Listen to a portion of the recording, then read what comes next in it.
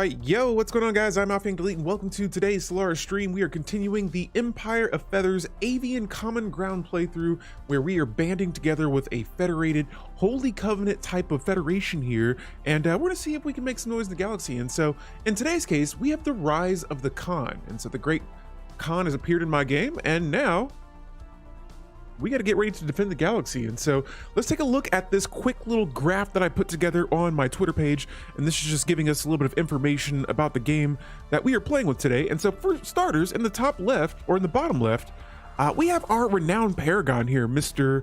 Lysator Singh. He is our new admiral. I wouldn't say new, we've had him for a few years now, but he's a pretty cool paragon that I just found for the first time since we've been playing Galactic Paragons, and this is the beginning of the Galactic Council. And so not only are we dealing with the Khan, we've also formed the Galactic Council in the galactic community. And so the Beakborn has led the galaxy a diplomatic weight and now leads a level 4 federation. That's the empire we are playing with, that is right here below me.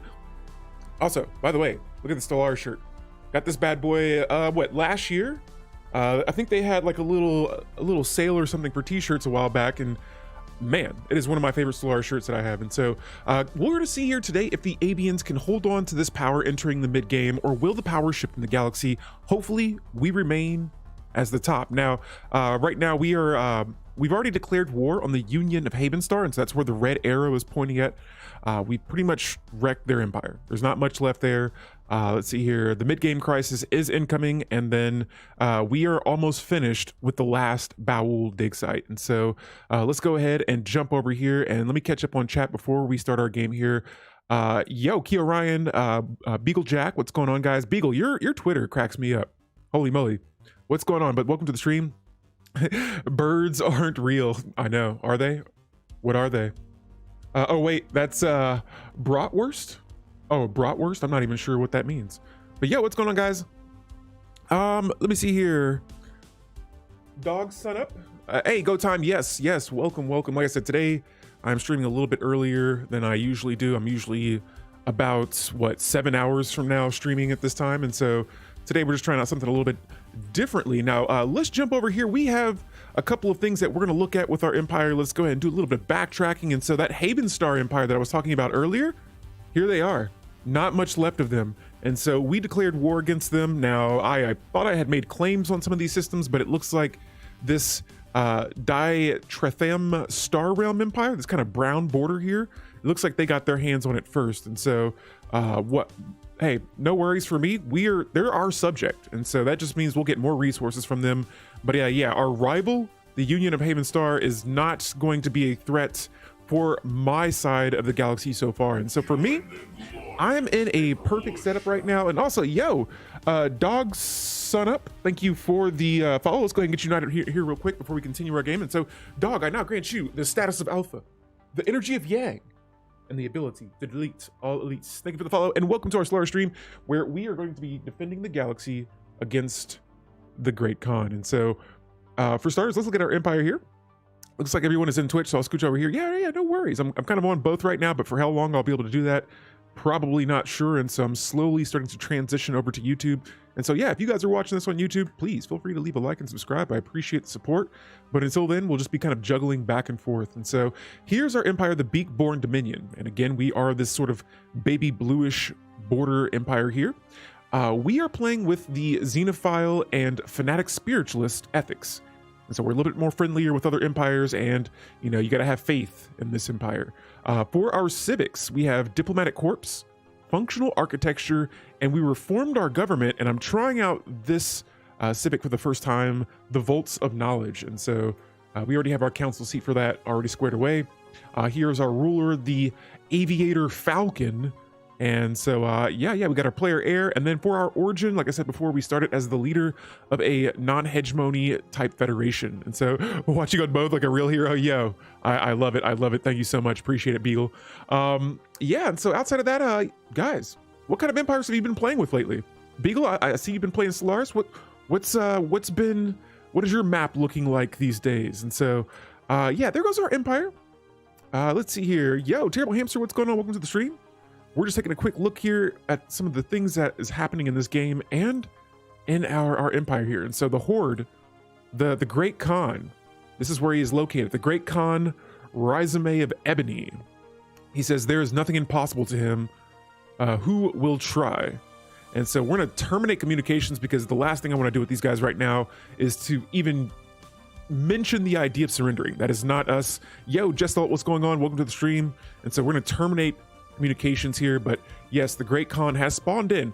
And one of my things I'm kind of hoping that happens here is that while we're not enemies with this Prime and Interface and this Dynastic Union, this purple border here, this is an Overlord. And so this right here, all of this is a Overlord. I'm going to Weatherman this again. So everything that's right here, this belongs to a machine empire. And over here was a empire that we were trying to subjugate. And so what happened is they ended up subjugating them first. And then I couldn't go to war because they had secret fealty proposed to us. I couldn't go to war with them because the Prime Interface is associated with our Federation. And so this is going to be perfect right now, though, because if they decide, okay, so they're packing a little punch here, but I don't know, we may be able to defend ourselves. Our Federation ships will not be supporting these machines right now. And so I'm just curious to see what the Khan is going to do with the machines. And then if they weaken them enough, that is when we're going to make our moves. But for now, I have all of my ships kind of set in this little area right here. And over time, we'll be rotating counterclockwise to prepare to face off against the Great Khan if they become a issue for my Federation members. And I have 3 subjects right now.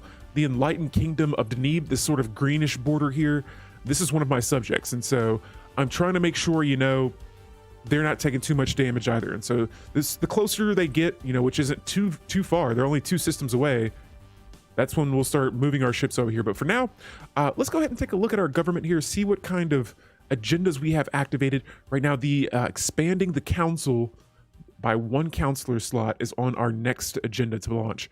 In the meantime, though, our current agenda that has been launched is the military buildup. And as you guys can see up there in the top right corner, all the way up here, my naval capacity is a little under, or the total ships I have is slightly under our naval capacity. But yeah, Gestalt, what's going on? Welcome to the stream again. Jack says that he's playing with a egalitarian corp, or Ega Corp, with criminal heritage, knowledge mentorship, egalitarian, xenophile, spiritualist, unruly, unadaptive, thrifty, incubator, aquatics. Yo, that sounds like quite the mix up there. How are you liking the incubators? I feel like toxoids kind of got like just buried under a bunch of DLC really quickly. And so I still haven't had a really good chance to like experiment with toxoids, but man, it's just been like the past 3 DLCs and updates have just been like boom, boom, boom. And so I haven't had the chance to play with some of these newer types of empires yet. But yeah, it sounds like quite an interesting development there. Hopefully all is going well in your game, or hopefully all is maybe not going well in your game. I like my games to be a little chaotic here. And so speaking of which, I love incubators. It is so strong, so much pop growth. Nice. Oh yeah, that's right, because they have like that pop growth thing, like when you're first colonizing a planet, and then over time it starts to decline as your planet fills up. All right, guys. So yeah, we're gonna go ahead and start adding some modules to any bases that I have. It looks like I don't have too many of them, but these are the only 2 slots that I have available. And let's see where this base is located at, because I was trying to strategically place my defensive bases in certain parts of the galaxy. And you know what? For this one here, I think I might just add more anchorages. Since we're reaching that anchorage cap, we're going to add some more space there. Now, this gray border, this is going to be very important because this is a fallen empire.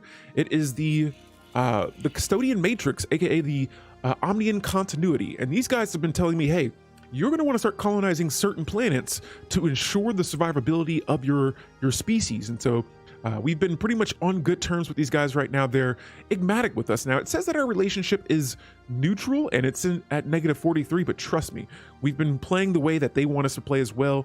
And I think right now we're on good terms.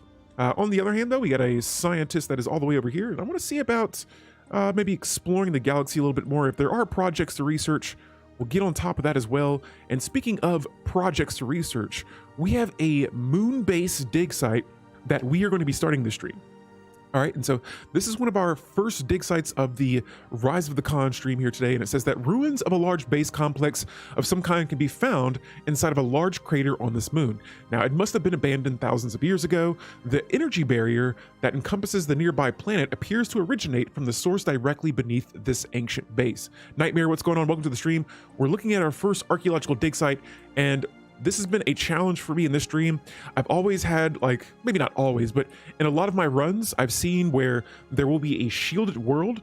There were these ancient mining drones that were protecting it. Our fleets eventually defeated them. And now today, we're going to start the dig site to see about, what is going on. Apparently, there's some sort of energy reading that is causing this world to be shielded. I want to know what's inside of it. I got to know. And so, yes, Khan, we have the Khan. He is all the way over here, and so we're gonna go ahead and actually start our game now, and we're to see how the Khan moves, Al Bundy. Hopefully you guys are all having a wonderful Monday.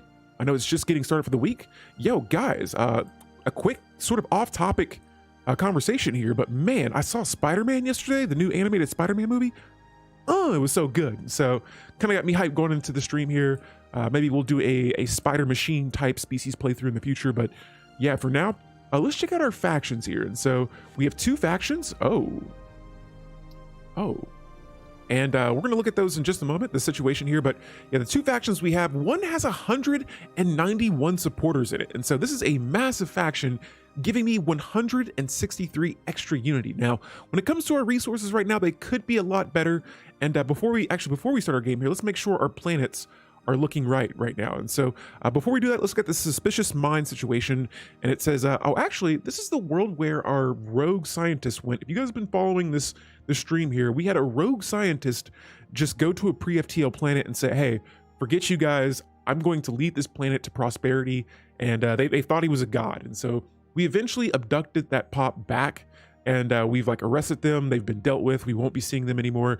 But ever since then, this pre-FTL world right here has been having all kinds of situations going on. Gonna go see the Miles Morales Spider-Man on Thursday. Nice. It is double thumbs up. That's all I'm gonna say. No spoilers here, but super good movie. So yeah, this world's been seeing a lot of side effects from this crazy situation here. And it says that our agents on this planet have introduced the modified virus to the planet's water system. Now, initial reports indicate that a marked reduction in the processing power of a nodal consciousness. And so we're trying to stop a hive mind from forming on this world.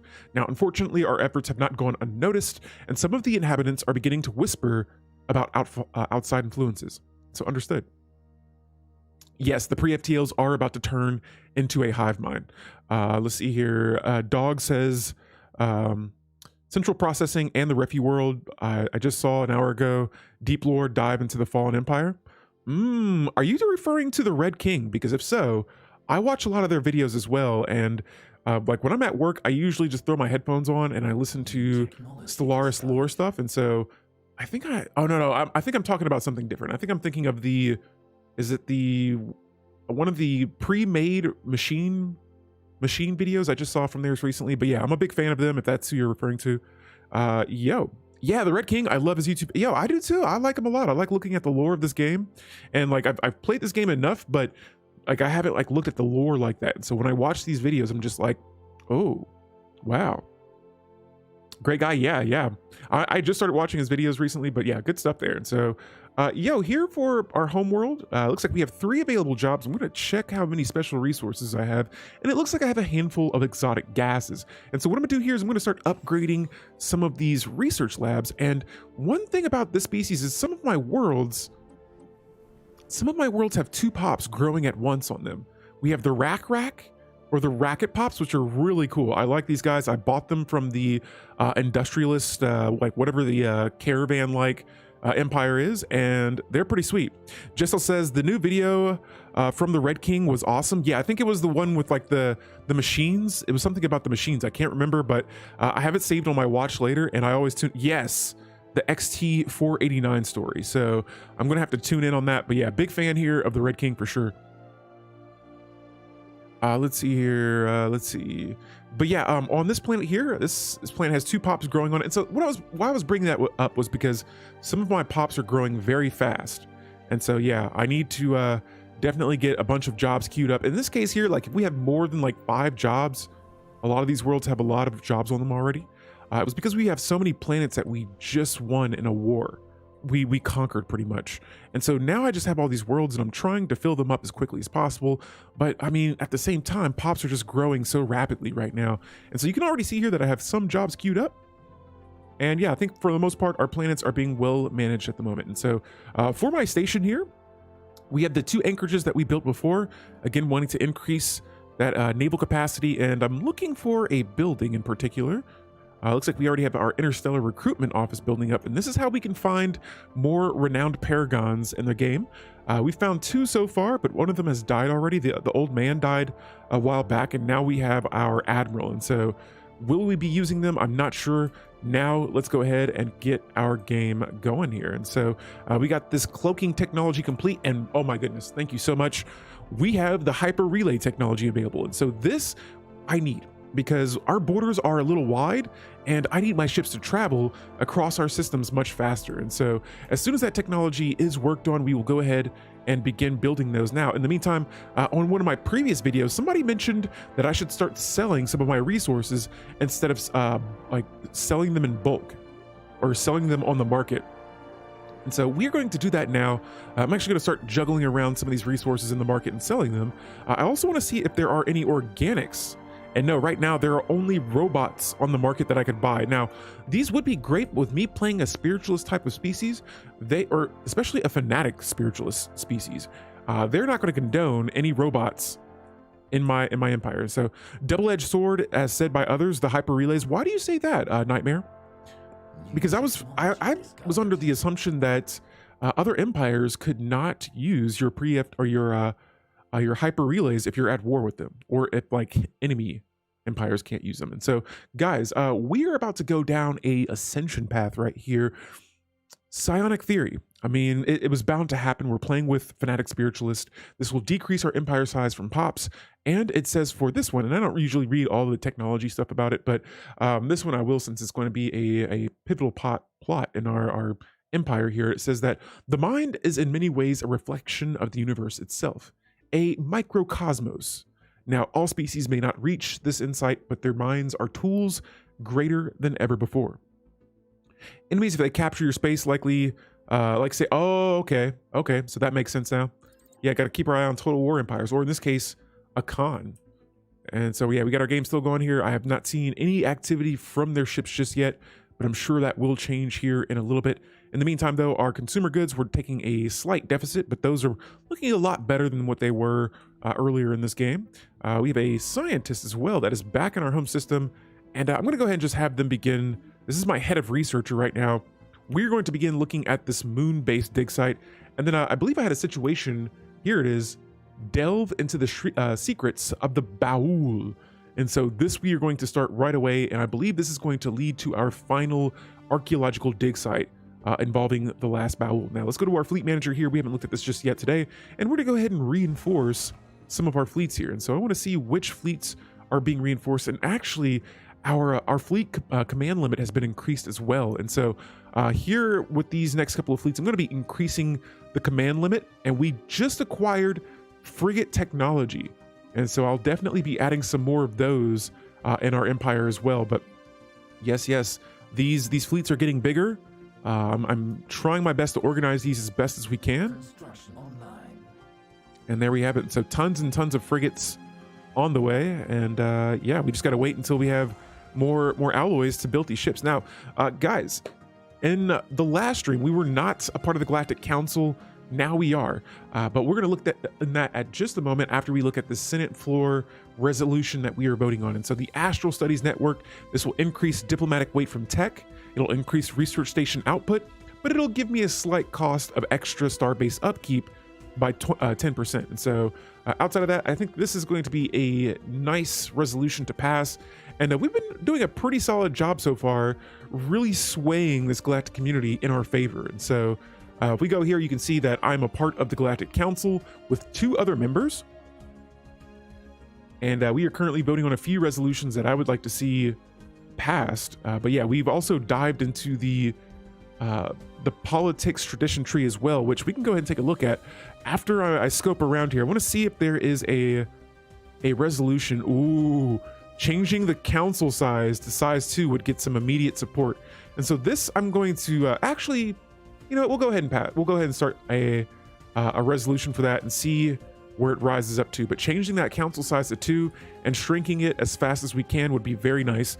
Here we have our federation as well. This is a level 4 federation, and here in a bit, I have 3 more years on my presidential term. Now, I pretty much was the president for the past 40 years now, or 37 years to be particular and more precise. But we've changed up some more laws here, and we are 1 law closer to being able to change this to very high. Now, right now, the other members do not want to have our, you know, this might just cost me my term here, but if it does, no worries. Just let me see what happens. There we go. So we've now chosen a new Federation president. I pretty much just gave it up, but yes, for now. Oh yes, I wish I would have thought about that before. Favors? Let's check it out. Actually, I don't think so, because I tried it before off stream, and the negative opinions towards it was so high that I was unable to do it anyway. And so, no, I did try favors before, and I do have a lot of those, which I'm trying to save for the Galactic community. It's not a it's a microcosmos, yeah. They, as far as I know, can't be destroyed. Enemies, oh yeah, enemies if they capture your space. I'm getting a little bit mixed up here. You can buy them. Oh yeah, see that? Right on.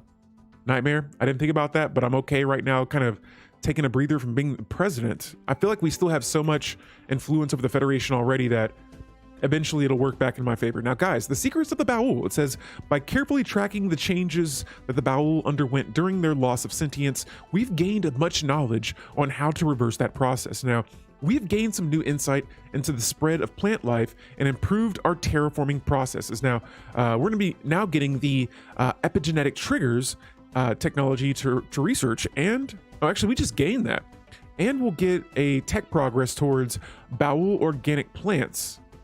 And so interesting. Now, if we go to my relics here, I forgot to show this off, but we have the last Baul.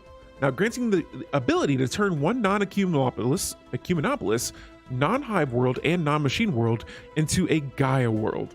And so this right here is one of my favorite relics in the game. And on top of that, we could get more last Baul species. Now, let me see here. It increases pop growth speed as well, which is very nice. We have enough minor artifacts to discover an L-Gate insight, and so that we will get to work on right away. And yeah, we'll call that a wrap there. And so we can't activate the relic right now, but here is our national agenda tradition that we can select next in the politics tradition tree. And so this is why I wanted to propose that resolution now, because it says that our victories on the Senate floors should be celebrated. They bring us ever closer to a better future. And so when I select this tradition, this effect of it is that whenever a resolution that I propose passes, I gain 18 months of unity. And that is huge. And so that'll put us one step closer to completing our 5th tradition here. But here are all the traditions that we've completed so far. And now we are going to jump back to our game and look at our engineering technology. And since I already have a couple of planets that I have designated to producing alloys, they're forge worlds, we're gonna go with this ceramo metal alloys technology. And that's gonna increase that output. Now, I have a trait point that I can spend on one of my species. Let's go to our primary species, the Beakborn birds, or birdie birds. And so, I think I'm going the wrong way. There we go. Oh wow, I have more lithoids than I have. Oh, this is the galaxy species. I want to see my empire species. So here are my Beakborn species, and it looks like right now I can't change their template. Unless it's, it's the lithoids, but they're a galaxy species. So I think I do have a handful of these in my empire right now. Yeah, I'm not going to change anything for them at the moment. Guys, let me know, do you change your genetics on your species? And if so, what kind of genes do you add? Because for me, I feel like I end up finding, I have all these migration treaties. And so I just bring in the other stronger species and then eventually just kind of let them kind of take over and do their thing. But yeah, let me know what you do with your species throughout the game. Outside of that, though, let's go ahead and keep our game going. And we should have some ships built up. We have a couple of situations underway as well. Let me go back to our situations here. Yeah, we have the shard, which we're going to come back to probably after we secure this hive, or this Great Khan. We have a Zora Corp, and so they say we are a business conglomerate. Drink some water real quick, guys. Sorry, I'm getting choked up here. I'm having so much fun playing some Stellaris right now. They say that we are a business conglomerate operating out of the MER system. Now, this is kind of like an enclave. I don't really use this one a whole lot in my games, but they are the building blocks of a civilization, as we like to say here at Zora Corp. Now, please do not hesitate to contact us if you are interested in making a good deal. Well met, we shall say. We have found a... Oh, wow. We found these guys, but we just found 2 more archaeological dig sites. And so these are the Union of Upscalers. Now, they say, please, to make your own acquaintance.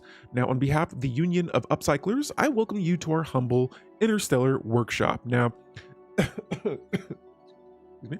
Say I'd recognize those keel fixtures anywhere. Some fine work.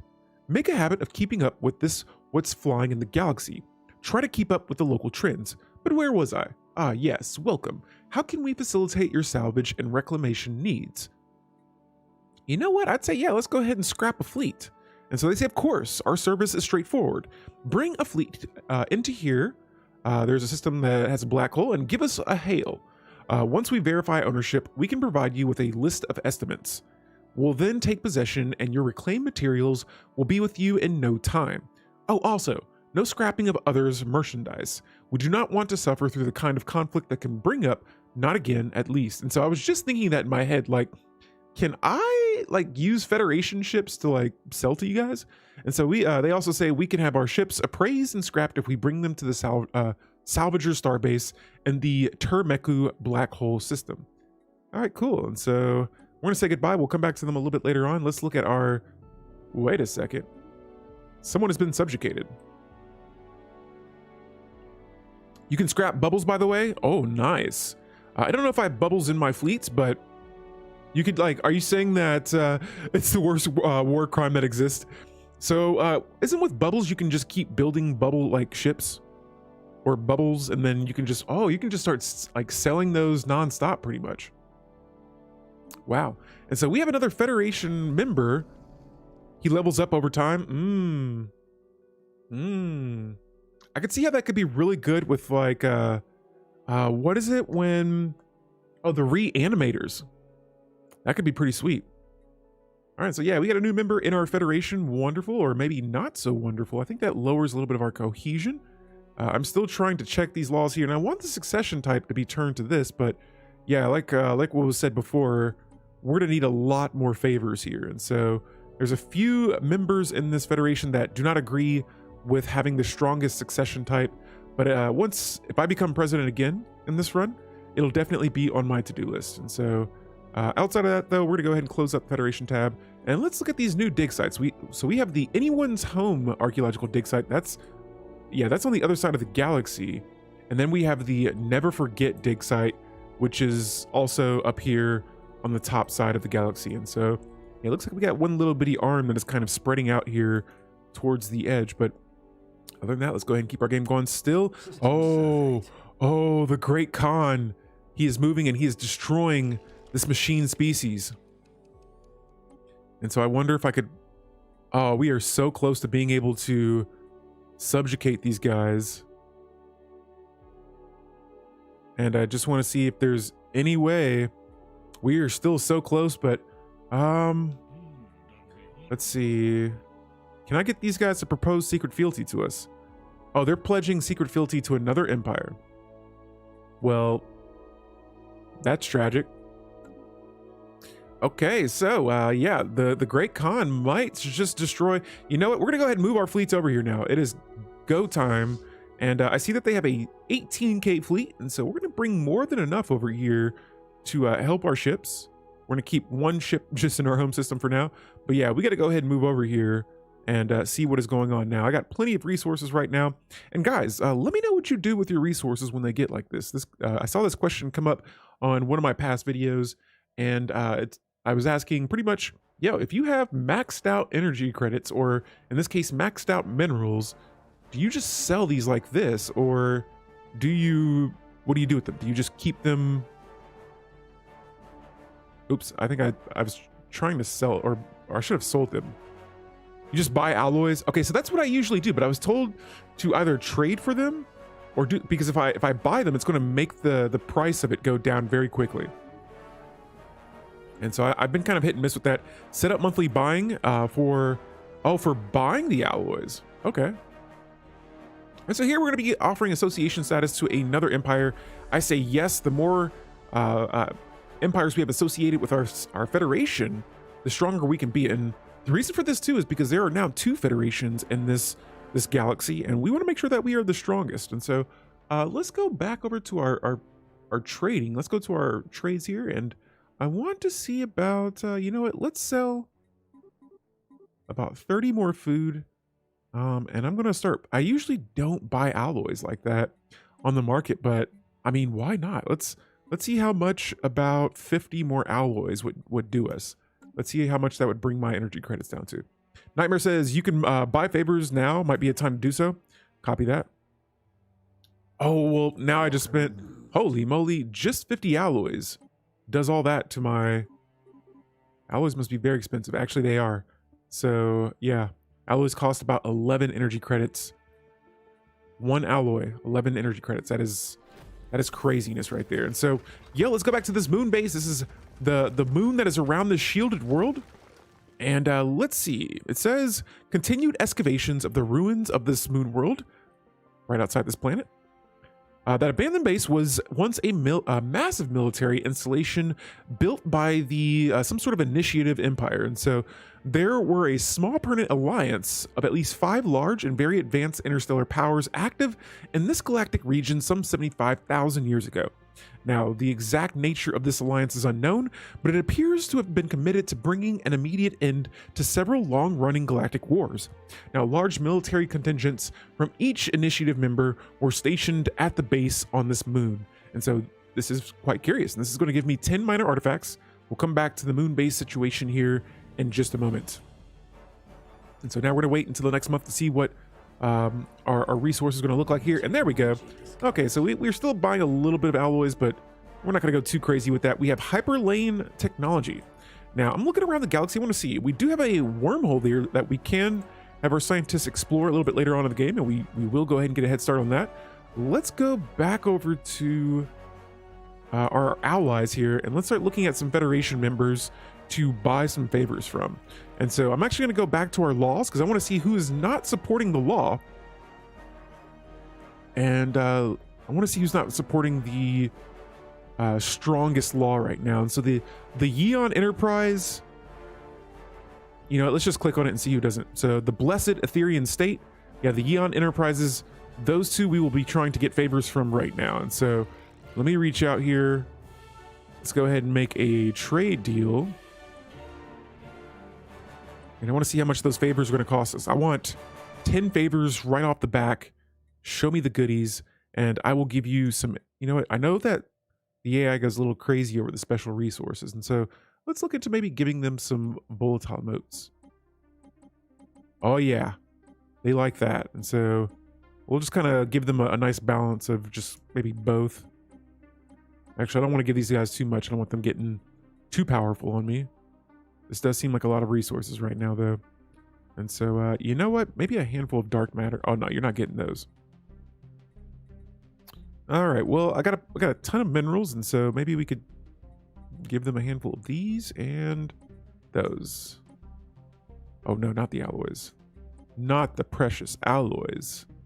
Let me see here. I'm trying to see what else. I could probably just give them some more volatile motes, I guess, since I have a lot of these. Oh. All right, cool. For 10 favors and the chance of us being a Federation president for a long time, sure, we'll make that deal there and see what they say. And so that'll give me 10 favors from that empire, but I think you can only use a certain amount of. On top of that, we're going to go to my construction ships now. And this is where my construction ships are going to be playing a very important role. And so we're going to start by building our first hyper relays. And let me just see where they are. It looks like they're all the way over here on this side of the galaxy. We'll just go ahead and start them in the systems that they are in. And so we'll start by just building 2 here. And actually, I need some rare crystals. And so let's go to the market once again. And we're going to squeeze about 500 rare crystals into our economy. And now we're going to build those hyper relays. Now, thank goodness I have 950 influence because we'll be able to build a lot of these very quickly. Now, the Eon Enterprise has accepted. Oh, who are we fighting here? My fleets have accidentally traveled into a system that has, oh, that appears to be Bubbles. Sorry about that. We got some space amoeba there that we just kind of, we turned into roadkill on accident. And so, sorry about that. It looks like we got some more on the way as well. What are these? The space amoeba. And so I am sorry, but you guys are in the way of our conquest. Now, our Federation allies, our subjects over here, are in battle, and I'm seeing that the Great Khan is starting to expand a little bit upward, but they've pretty much, man, they have, I'm pretty sure they've, can I subjugate you? Because you're so weak right now. These guys are not having it. I'm giving them everything, but they will not accept subjugation. And I know that their subjects have to be pretty upset right now. I'm even willing to pay them for this. I'm like, hey, so there is a way, but it's going to burn my resources a lot. Okay, so this is going to hurt my technology. All right. Almost too much. I'm not sure about that just yet. Let's kind of shuffle around some of these and see if we can. This may be the first, you know what, they're losing, so I'm not gonna make this deal with them while they're in a losing war. They're about to be vanquished by the Khan here by the looks of it, and so we're gonna wait a little bit. Yeah, look at this. Their borders are shrinking by the moment, and we're getting some technology here, and so we'll go ahead and get that L-Gate Insight technology next. Uh-oh. And yeah, this must be the amoeba. More target practice. Sorry about that. It looks like my Federation ships don't follow me either. Or are they? Oh yeah, it looks like they are, just our ships might be a little bit faster. And so, once again, once we get in orbit here, we're going to see what happens when we reach the Khan. We're going to see how our fleets do against theirs. Here we got another migration treaty with some toxoids. Wonderful. But yo, our fleets are currently sitting right here. Our goal is to get them right to the Khan's borders, and we are going to wait and see. Yes, this might be the end of the machine species. This is another base down. The Khan is wrecking them, and so these guys might be liberated soon. We'll see what happens, because they are still a vassal to the machines.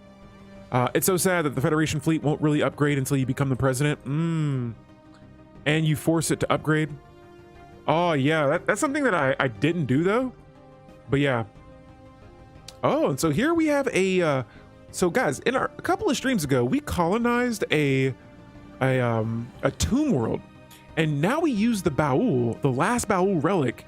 There's a decision that you get that you can turn your planets into Gaia worlds.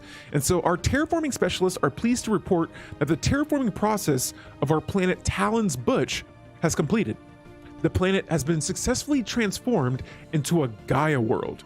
This allows, owing to our development of laboratory-created plant hybrids containing carefully selected segments of the Baul genetic code. Now, we're going to be hearing a lot about the Baul here because we're going to be turning as many of our planets into Gaia worlds as we can. Now, once again, as a result of the process itself not quite fully understood by our geneticists, a number of new Baul populations have appeared planet-side, emerging when terraformed near completion. And so splendid, they are most welcome here. And on top of that, we get more pops on this planet. And let's see which pops. Here they are. New Baul. And so we got a couple of new Bauls on this planet. And the planet is a Gaia world now, increasing the habitability to 100%. Let's see. We got, oh yeah. This is going to help our world grow a little bit faster too. That 100% habitability is going to make this planet a top desired world to live on. Now, let's go back to our tropical world is already 100%. I'm going to look for a planet that maybe has anything under 100%. And it looks like the pops I have spread out right now on these planets all have 100% habitability on these planets. And so what I'm going to do next is I'm going to look for a planet, let's say like Crosshair's Haven. This planet has some low stability. And so I feel like, you know what? If we were to terraform this planet into a Gaia world, which I think I have to wait to activate the relic again, this may be my next target for using the new Baul to turn a planet into a Gaia world. But while we wait on this world, though, there is low amenities. We still need those clerk jobs here, and so as this planet fills up, you know what? Let's just go ahead and squeeze on a hollow theater. That way we can knock out that amenity situation we can knock that situation out in the butt right now. Here we have a fortress world. We'll go ahead and squeeze on another stronghold here. And I do see that that naval cap is up. Every time I look at that, it reminds me that I got some naval capacity to increase. And so here again, kind of targeting amenities and making sure these planets remain a little bit stabler. Pythoria, we have 5 jobs on this planet. Got to wait a little bit more longer, or better yet, we could probably upgrade this this alloy building into a alloy mega forge. We'll start getting some more alloys here in the next couple of months. We have plenty of consumer goods, okay. And so where one's increased, the other is dropped. I'm losing just a little bit of food. And so maybe, just maybe, we could find another world. Here I see another planet. We may designate this planet to be an agricultural planet. That's if we can find another. Here we have an arid world. Okay, so that one has a little less agricultural districts. Yeah, you know what? We'll go ahead and plan a colonization for this world here. And, oh, hey, we can use robots to colonize worlds. How is this working? I believe robots are supposed to be outlawed, and so probably not the best idea to have robots colonizing a planet for starters. But I'm going to look at their laws here in a little bit and see what's going on with that species. Here, though, I'm trying to see if there are any species that have either like the strong trait or like a farming trait. A lot of these species are kind of intelligent. And that it's not to take away. Here we have a. This is a. What kind of species is this? Kind of looks like it's a toxoid. But they have more minerals from jobs, and they get more resources, or more unity from jobs. Okay, so I guess that could be okay. Their habitability is a little bit lower, so yeah, I'm probably going to go with one of these. You know, let's just go with this lithoid species. And we'll name this planet, just giving it a, we'll give it a, there we go, scrambled eggs. So that I'll know that this is going to be a food-themed planet. Technology discovered. It's so sad that the Federation fleet... Oh, yeah, and you forced it to upgrade. So, yeah, talk about that Federation fleet again. Oh, ladies and gentlemen, we are now completing our psionic theory technology. And so, what tech do we go with next here? We have the... Oh, man. The Baul organic plant. This is a new technology here. And it says that the Baul organism had a unique way of producing tools. Given the species' relative slowness, they would simply grow them out of their organic matter in locations that were half orchard, half factory. With the proper genetic adjustments, we could also grow various commodities and tools alongside our regular crops. Now, let's see what this plant does. It says that it gives us extra food for farmers. We get consumer goods from farmers, and we get 2 additional farmer jobs. You know, we were just talking about getting a agricultural planet going there. And so, yeah, we'll go ahead and dive into this technology. It takes a little while here because right now we are researching 3 rare technologies at once. But yeah, we'll go ahead and put some work on that. Let's jump over to our fleet management and reinforce all that we can at the moment. As you can see here, we got a lot of frigates on the way, which is going to be perfect. Let's see where our military ships are. And oh, man, I'm seeing some heavy hitters over here. So we got to be very careful and make sure that we are not... Make sure we're attacking with a lot of allied ships in the same systems. And so let's jump back over to our Federation here. I want to see what's going on. Make sure we're still gaining XP. Everything's looking pretty solid. Getting closer to that middle point of level 4. Still just waiting to see if there are any laws that I can change. Yeah, I'm starting to see a little bit more support here from some members, but we have some favors from the Yeon Enterprise. Let's jump over to the Blessed Etherian State.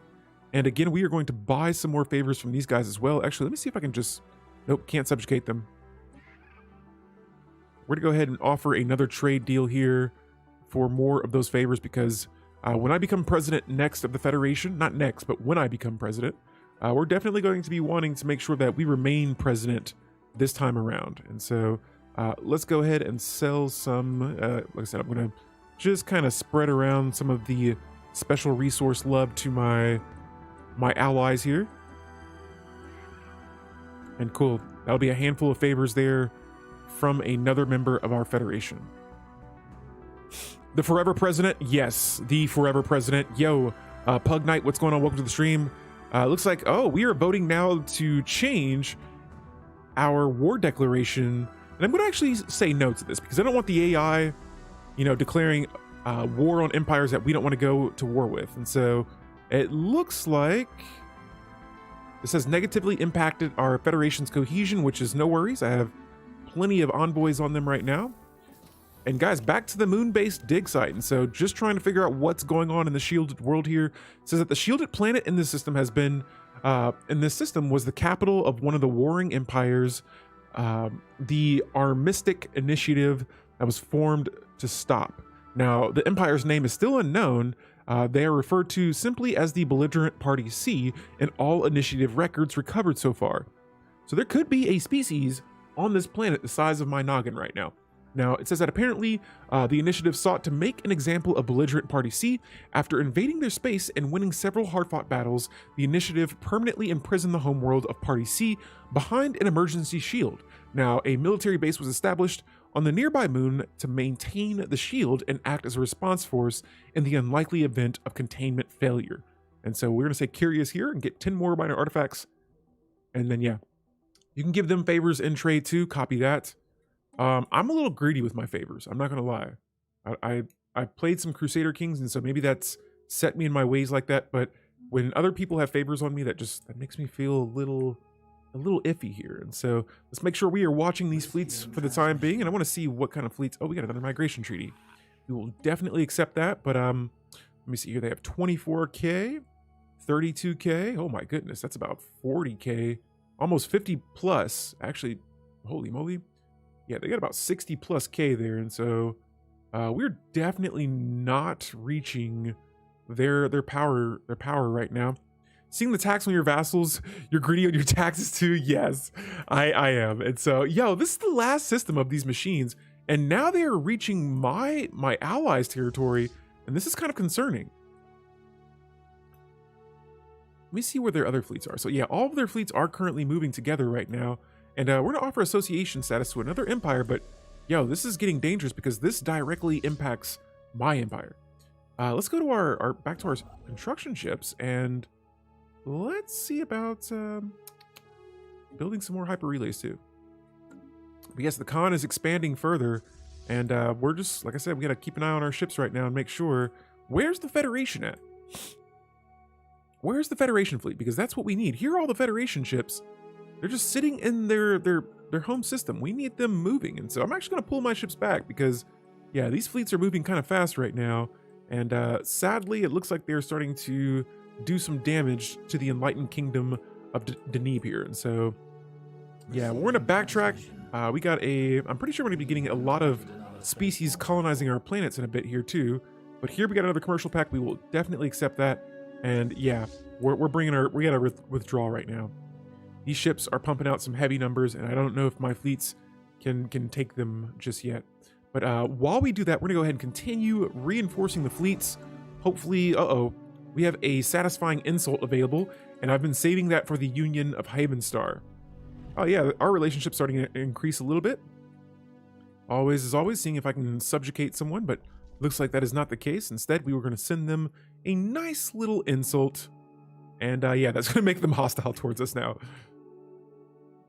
Okay, and so, yeah, again, just waiting to see. Man, look at all that trade value there. 34 trade value. My goodness, that's... Do you plan on later getting the Colossus project? There, always maybe. I'm always kind of improvising on my playthroughs, and so maybe we will, maybe we won't. I'm not necessarily sure. I think in this playthrough, I'm kind of going more of defending the galaxy, so to speak. Spaceborne life form encountered. Yeah, trying to defend the galaxy, not necessarily destroying planets and things like that, but conquering through conquest. I feel like it's kind of, oh, look at this. There's a system here. And I just noticed that.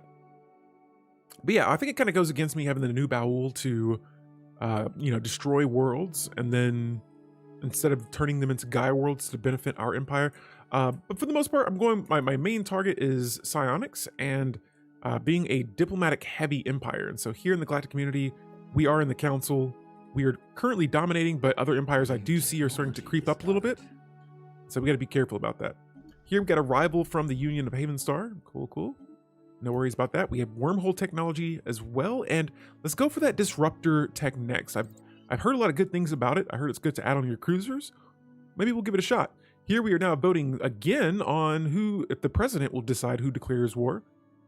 Colossus gets rid of the army needs though. Oh, okay. I'm thinking of destroyers, or not destroyers, but or I'm thinking of using Colossus to destroy planets, but instead wiping planets. That could be doable. It could be. I did that Devolver Colossus, destroyed like all the armies before landing. What? And so now the president can declare who goes to war, and that passed. Get out of here. Not the Cracker, the Sweeper. Yeah, isn't there? There's a spiritualist Colossus weapon, but I've never really got how to use that weapon or use it, because I feel like I remember using it and there were still pops from the planet, but I don't know what it did to them. Like, did it change their ethic, or yeah, I'm not sure how that spiritualist Colossus thing does. All right, and so yeah, let's see here again. We're gonna buy some more favors. We got most of the, oh yeah, we got favors from everyone except for this Confederacy. And so let's look into, once again, getting those favors. All right, so guys, if you're just now joining, we have the Great Khan that has spawned in our game. They are starting to attack one of my subjects now, and so this could definitely be a problem for us in the future, because that impacts our output, our outputs per resources. And so it looks like their fleets are currently split, and I think now I'm going to go ahead and grab my ships, and we're going to start bringing them back. Let's see here. If their fleets are going to be split like this, I think we can take on one of them. And so yes, we're going to move back in this area and try and stop them while they're divided. All right, so that trade deal's been accepted. Wonderful. Let's go ahead and see about passing this law now. I think we have all of the let's see here. Oh yeah. Oh yeah. Oh yeah, baby. Buying those favors, and now we're going to change our succession type to whoever's the strongest. Let's go ahead and hit yes on this. This is now going to give us 8 for 8 support. And let's see what happens here when we use those favors. Holy moly. And so here we have the splitting of the atom. This is with a pre-FTL species, and it says that physicists from the alien civilization of the planet that we were looking at before, that pre-FTL world that's seen so much stuff, have managed to split the atom for the first time. With the discovery of nuclear fission, nuclear weapons are inevitably being produced, and nuclear power plants are becoming online. Now, the Krishik society, that's on this planet right here, that's seen some things, says that they have entered the critical phase where they are suddenly possessed the means to destroy their own world with the press of a button. And so, yo, Calvin, what's going on? Welcome to the stream. Pug Knight says best is the nanite one with the driven assimilators instant cyborgify the planet. What? Oh wow, Nightmare. It says Nightmare says that'll force them to be spiritualist, making their spiritualist ethic preference 999%. So does that work on machines? Because I'm curious now. New technology discovered. How does that work? And here we have it. The resolution to change our Federation law to the strongest succession type has been passed. And right now it's set to fleets. And does this make me president? Oh, it doesn't. It does not, but this president currently has how many years left for their term? Let's find out here. I want to see how long their term is. Oh, so they have 7 years to go as the president of the Federation. Now, I want to see where I excel at compared to the other empires. And so my economy is a little bit stronger. My fleets are a little bit stronger. My tech is definitely not the strongest. My Diplo weight, though, is pretty heavy. And so we're going to pretty much just focus on increasing our fleet powers so that the next time we vote for a new Federation president, we will now be the president of that there. And so for this, I would love to change our succession term to status change. And it looks like a couple of other members, we're kind of torn between this right now, but we're going to have to wait a few days to change the succession term. Kills machines and robots and hive-minded. The Spirit Gun, nice. That's a funny name for it, the Spirit Gun. All right, so we got another L-Gate Insight technology completed, and next up, let's go for the Star Fortress tech. Start diving into some of that megastructure technology. Back over here with my construction ships, I'm going to see if we can maybe build another hyper relay, which we definitely are able to right now. And we're just kind of working our way here back to our home world. And so I'm going to squeeze in a few more alloys, and let's get this hyper relay up. I'm going to need about 100 more. And there we go, 2 more hyper relays ready to go. And let's go ahead and check back up on our fleets over here. Again, the Great Khan is currently split their fleets, and we're going to try to use that to our advantage here. Looks like our subjects are getting their systems back. But yeah, we have an agenda available. Let's see what the option is here. Expanding the council size. Wonderful. And so now we have a seat over here available, and we have 2 options, the High Ambassador or the Master Architect. And so I'm going to go with the High Ambassador since we are going with a lot of diplomacy. This is going to increase our trust cap by 5. Good stuff. Good stuff. High Ambassador it is. Let's get a leader on here, and I have another renowned paragon that would be perfect for this position. Here we have Olistar, and he is a governor. It's a pretty cool looking character there. We have 2 paragons. One's a governor, the other is an admiral. Pretty cool stuff. I'm still having a lot of fun playing with the different paragons. These 2 I have not gotten in a playthrough before, and so this is the first time I've been able to use them. And you know what? Since we're going with some heavy diplo weight, let's increase our trust growth even further. And so if we initiate this building relations agenda, it says that only through building trust can we create a better future. And what this will do is it'll increase my trust growth by 25% and my diplo weight by 5%. That's just when this agenda is being initialized. Now, once it's activated, it amplifies that like times a bazillion. And so we got some time to go before that is underway, but we have now increased our we've increased our council size here. And so nice. We have 4 members. We got 1 more seat to increase it to. We got let's make sure that's not happening in our home system. Okay, home system's still looking okay. And here they are. This fleet is pushing way too far ahead, and so we're gonna try and punish that fleet for making too many moves too soon there. In the meantime, though, as soon as our ships get in that system, we'll come back to them. I'm gonna jump back to my worlds here, make sure jobs are still looking pretty available on each of these worlds here. And I'm gonna build the jobs that are designated for these planets here. And so since I have a huge abundance of consumer goods right now, I got my tech world here that I want to squeeze some more technology on. I need to stop selling so much of my food right now. We're gonna drop down about 30 food per month there to get that back on track. Ding, ding, ding. Yo, Pug Knight, thank you for that subscription. I appreciate it much, very, very much. And yeah, thank you just for hanging out with us today. And so, yeah, hopefully you enjoy those emotes you get with that. There's some animated ones and some custom made ones that I had some wonderful people that I met online create. And so, yeah, enjoy those. And then again, thank you so much for that subscription again. And so, yeah, back over here though, we're building our research lab, and I have 1 job available on Moonlit Mooring. I did not name this world, but pretty sweet looking name here. This is currently a mining world, and so I've built all of my mining districts. I have a mining building here that we can upgrade into a mineral purification hub. And next up, you know what? I do need food, and I don't have enough star bases right now. It says that I have 2 more bases that I can build before I reach my starbase capacity, but that's because I have the Fortify the Border edict up right now. And so, yo, Slobbery Lamb, thank you for the follow. Ding, ding, ding. Slobbery Lamb, I now grant you the status of Alpha, the energy of Yang, and the ability to delete all elites. Thank you for the follow, and welcome to our Stellaris stream. Oh, I thought we got another one. Welcome to our Stellaris Empire of Feathers playthrough. We are on week 2 of this run right now, and yeah, we're seeing if our avian species can pretty much, that's been the slogan of the stream, soar above all and eventually become one of the powerhouses in the galaxy. And so, guys, I have a quick question for you. When you're building like food buildings or things like that, I always see the food processing. There's the hydroponic farms, produces about approximate job production 19 food.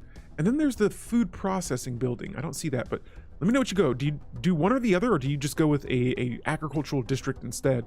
And so for starters here though, I'm probably gonna go with jumping between mineral districts and agricultural districts, just to temporarily get our food out of the negative deficit for now. And then we may switch back over and use one of the other, I try not to use the upkeep resources as much, like food and things like that.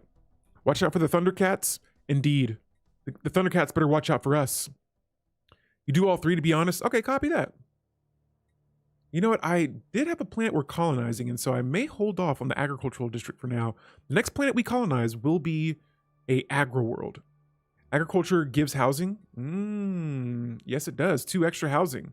Actually, it looks like some of the other districts. Oh yeah, they all give 2 housing, but the city districts give 6 housing. I do neither, but food processing increases base output of all farmers on that planet. So always build one if you're going to go agricultural. Good stuff. Copy that. Guys, we're looking at some tips and tricks here about some Stellaris gameplay to keep my food going no matter what. If I lose a world, it's not a huge loss, especially if that's the agro world. Copy that. Copy that. And so, yeah, we have a world that we're colonizing here in a bit, and we're to be using that to get some more food. But in the meantime, though, here we're just going to squeeze on probably, you know what, let's get another city district on and one more building. And so what building shall we add? We got a lot of options here. You know what? I've been trying to get through my tradition trees pretty quickly, and so with us being spiritualists as well, I'm going to keep on adding these temple buildings for now, and then once we get our all of our traditions completed, I'm going to jump over to some heavy science later on. And so, holy moly, 147 trade value in that system. And here we have a first satellite, and so our long-range tracking systems have detected the first launch of an artificial satellite. Oh, this is with the pre-FTLs. Cool. And so pretty soon here, they're going to be on the verge of space travel. Okay, and so let's go ahead and see what's going on with the species. And I would almost like to indoctrinate their society. But I have laws that prevent me from doing that right now. And so probably not the best option there. But here, let's go to our laws really quick. Actually, let's go to our government. I want to see some of our edicts we have active. And so fortifying the border is currently up. And diplomatic grants. Now, I kind of want to jump over to fleet supremacy, but I still want to upgrade my bases as well. In the meantime, though, hopes. Before we jump to that, though, here, let's go back real quick. Want to make sure that all of our edicts are up. Let me see. How long do we have on this? Oh, so there's a relic cooldown active right now. And we got about 1,000 days to go. And so I wanted to look at our laws here. And so currently our diplomatic stance is set to cooperative. Pre-FTL engagement or interference. We only have it set to subtle interference. Let's change that to active interference. And then I'm going to start the game, pause it really quick. And let's go over here to espionage. And I think I need an envoy on it.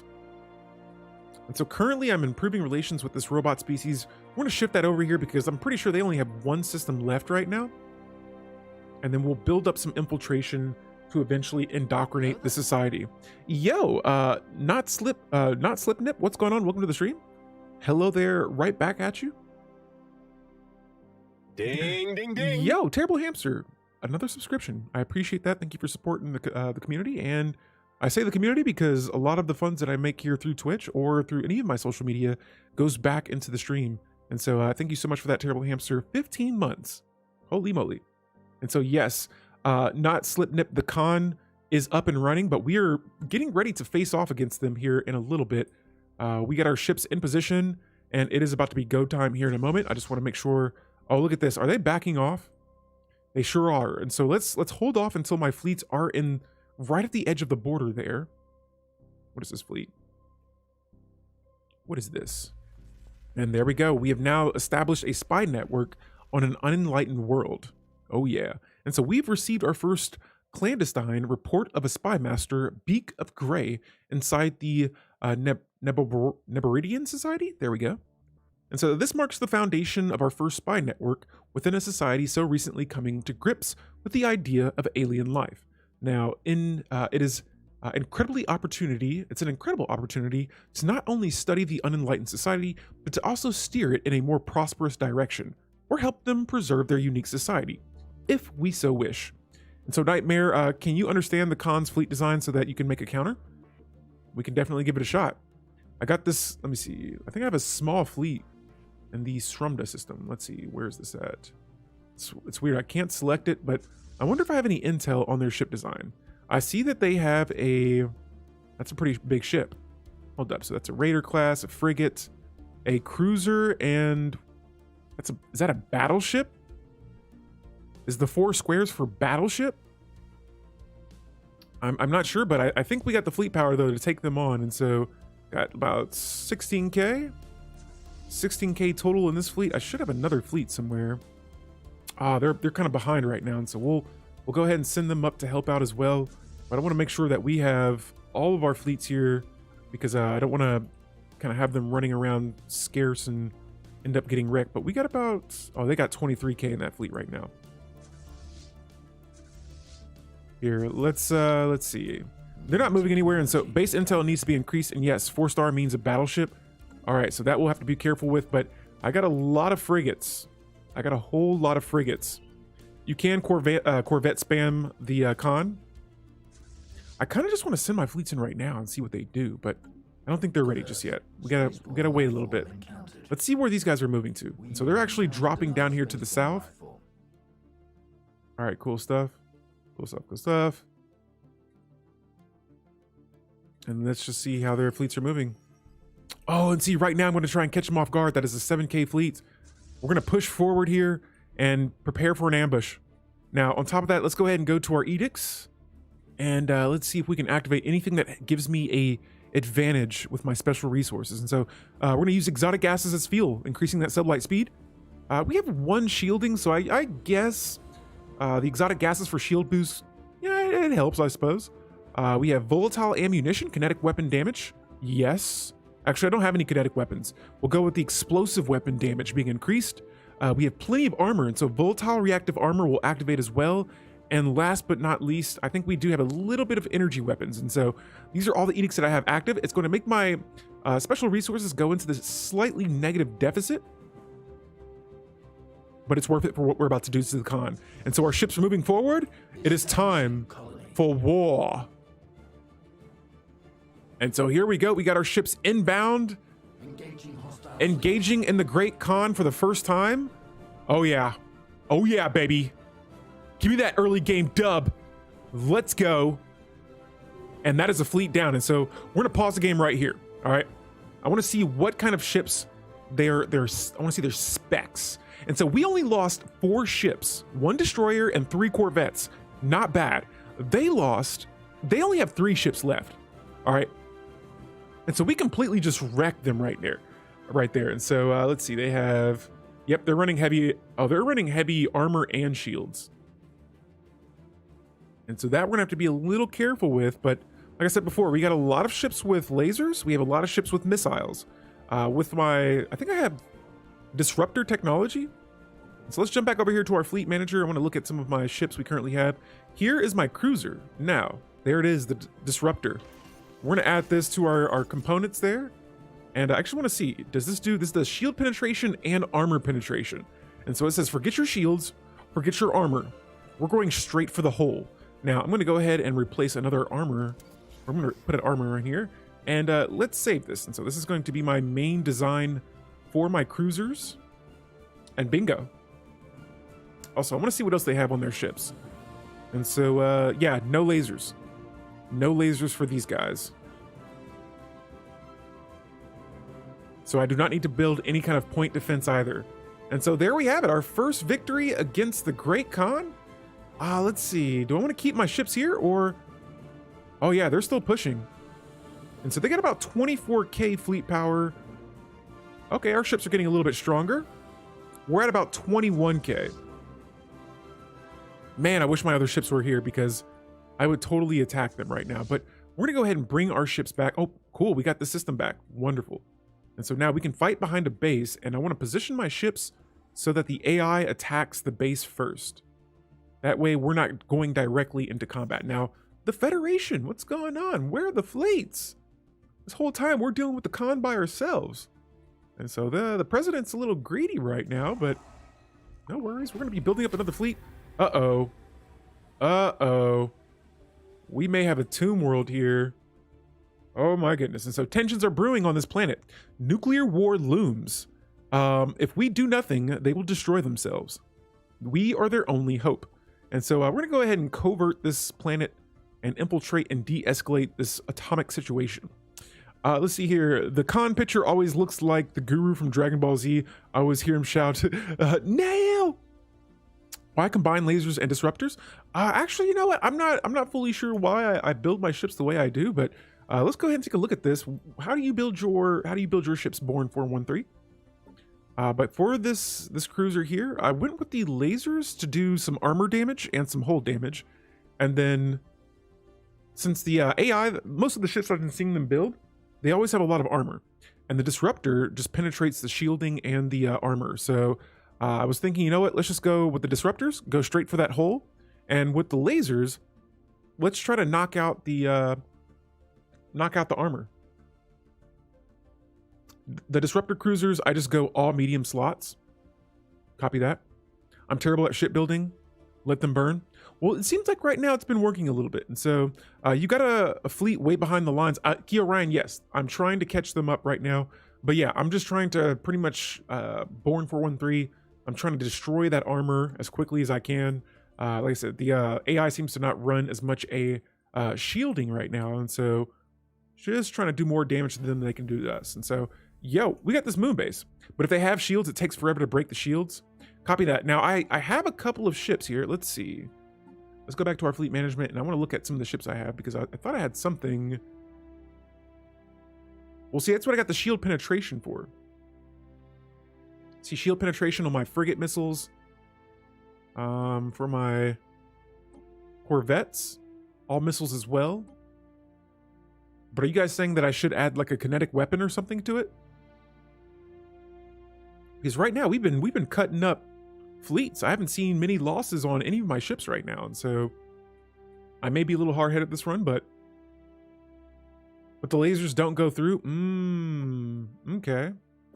Okay, well, in that case, you know what, maybe we can design a new class here. Or are you guys saying that I should just change my cruiser's weapon? Should I change this weapon to a mass driver instead? Because this does some shield damage, but not as much armor damage. You know, maybe we'll give this a shot. So our newly fitted quick beak main ship design. I'm down. Change the slot itself from artillery. Oh, point defense disruptor corvettes are amazing. So you see, I did that in my last run, and I'm not gonna lie. Oh, no artillery bow. Copy that.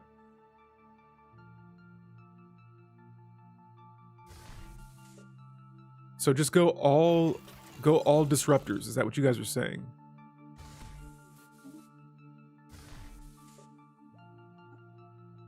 I can buy disruptors with anything except missiles and torpedoes. What if I just went all disruptors? Just go full disruptors? Okay. I'm down with this. All right, let me get more armor on here though. And there we go. I can't break away from the armor. I love having armor on my ships. I never combine disruptors with anything though, except for missiles and torpedoes. So with the yeah, I think that's good. Excuse me. Ooh, that was a gnarly hiccup. Yeah, we'll come back to that though. Let's look at this moon base here. And so again, we have this planet that's shielded. I want to get inside this world, and so we have the next situation of the moon base. It says the initiative moon base was kept operational for several centuries, but with no signs of containment failure, the forces were gradually scaled back. Shifting alliances and infighting between the various initiative members eventually left the base completely deserted. Now, automated systems were left in place to maintain the shield around the surrounding Party C's world, and they have incredibly remained functional up until now. Alas, a critical power cable was severed when our archaeologists dug their way into the subterranean generator chamber. After 75,000 years of continuous operation, the shield is no more. And so this is going to change the planet into a relic world, and we're going to get the technology option for ancient shield overcharging. Ooh. And so here it is. Let's see what happens to this planet here. And there it is. A beautiful relic world. We are going to colonize. Actually, wait, hold up. Let's backtrack here.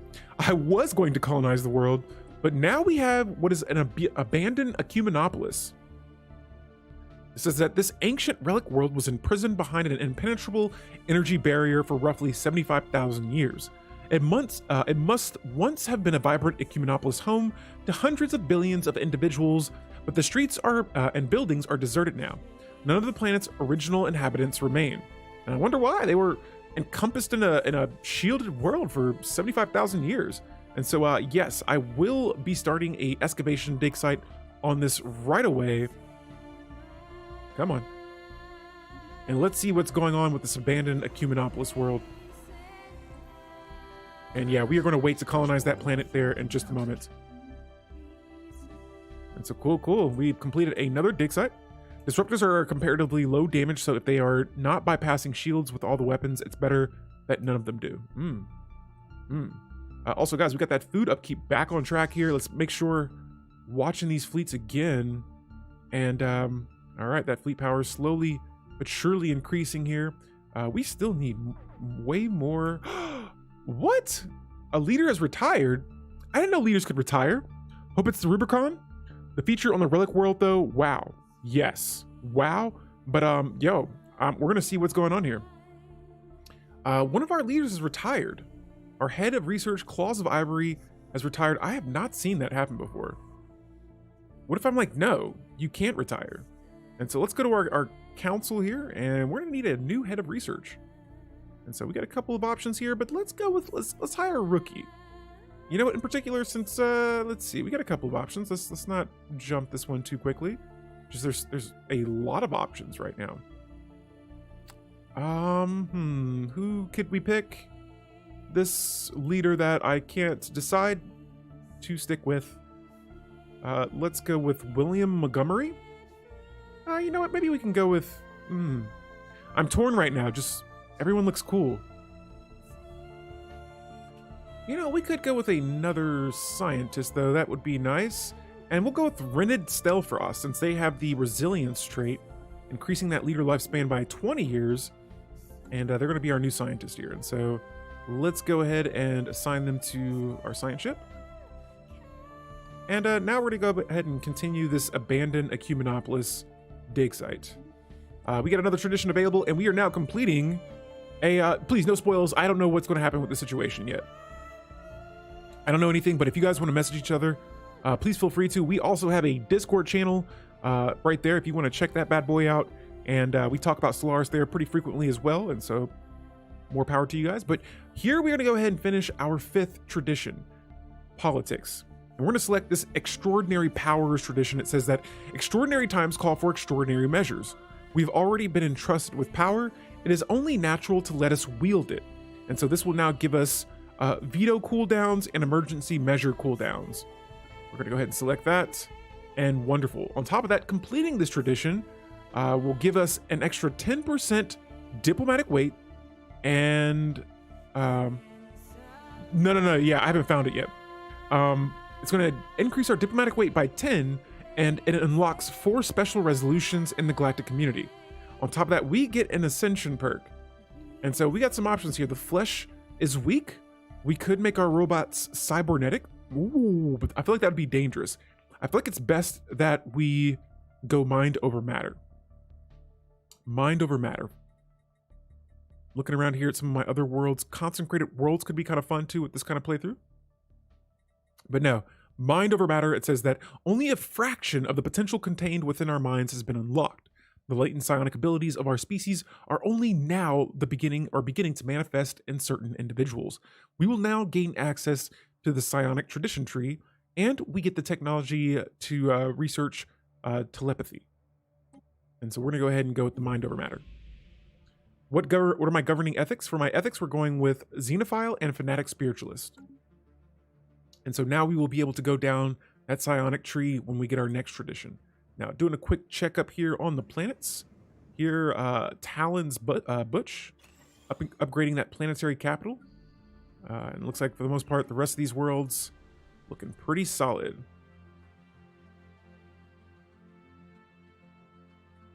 Oh yeah, you must 100% do psionics. Yes. That was one of the new traditions that have recently come out. That one's one of the newer ones that I've done before, and I like it. It's pretty good stuff. New technology let's see what's going on with the Khan. And so again, they are still on their crusade right now. Definitely trying to keep an eye on this fleet right now. I see they got a third fleet on the way. And uh-oh, what is this? Is this, oh, it's a Federation fleet maybe? So here we got some new options for physics technology, and let's go with that, that auxiliary fire control. This is going to be a component for some of my ships. We're going to sell just a handful of minerals right now since I maxed out. And only once. The more I do it, the lower it's going to be, the less potent it'll be selling those resources. And so I got 2 more fleets on the way. Hold up, let's move these guys forward here and gather all of our ships together, because here in a bit, I think we're going to be able to take on these fleets all together. But the Great Khan, this Lozavaten horde, is expanding a little bit more. And so here we got our ships all together. It is time to put a stop to that. We have the curators reaching out, and they've been increasing our research speed. We're gonna go ahead and ask for them to do this service again. Oh, I should have reached out to these guys to get a, I should have got the scientists from these guys now. Recruiting one from them, but we'll cross that bridge the next time we need another leader. And yo, Nightmare, speaking of battleships, we have battleship technology here, but do I know about the neutron battleships? I do not know about them, no. We got refugees arriving from our planet. Nice. Or arriving to our worlds. Wonderful. One thing I wanted to look at too is the species in my empire, and I wanted to see what's up with the robots. So it looks like we don't have any robots. All right, cool. For some reason, I thought we had robots in my empire. It looks like that is a negative Ghost Rider there. I just bought some more alloys, and now we're gonna go ahead and reinforce our fleets once again. And then we're gonna go ahead and check up on attacking. Now, I see that their fleets are starting to kind of withdraw a little bit. Let's rotate up in this direction. I try to stay like one system out and prepare my attacks a little bit better here and try not to rush into things. All right, so again, we are still losing a little bit of resources, but we are trying to catch one of these fleets off guard.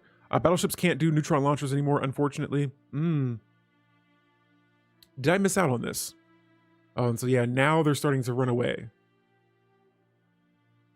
Let's see. They have about 35k. Oh yeah, we're hawking these fleets down if we can.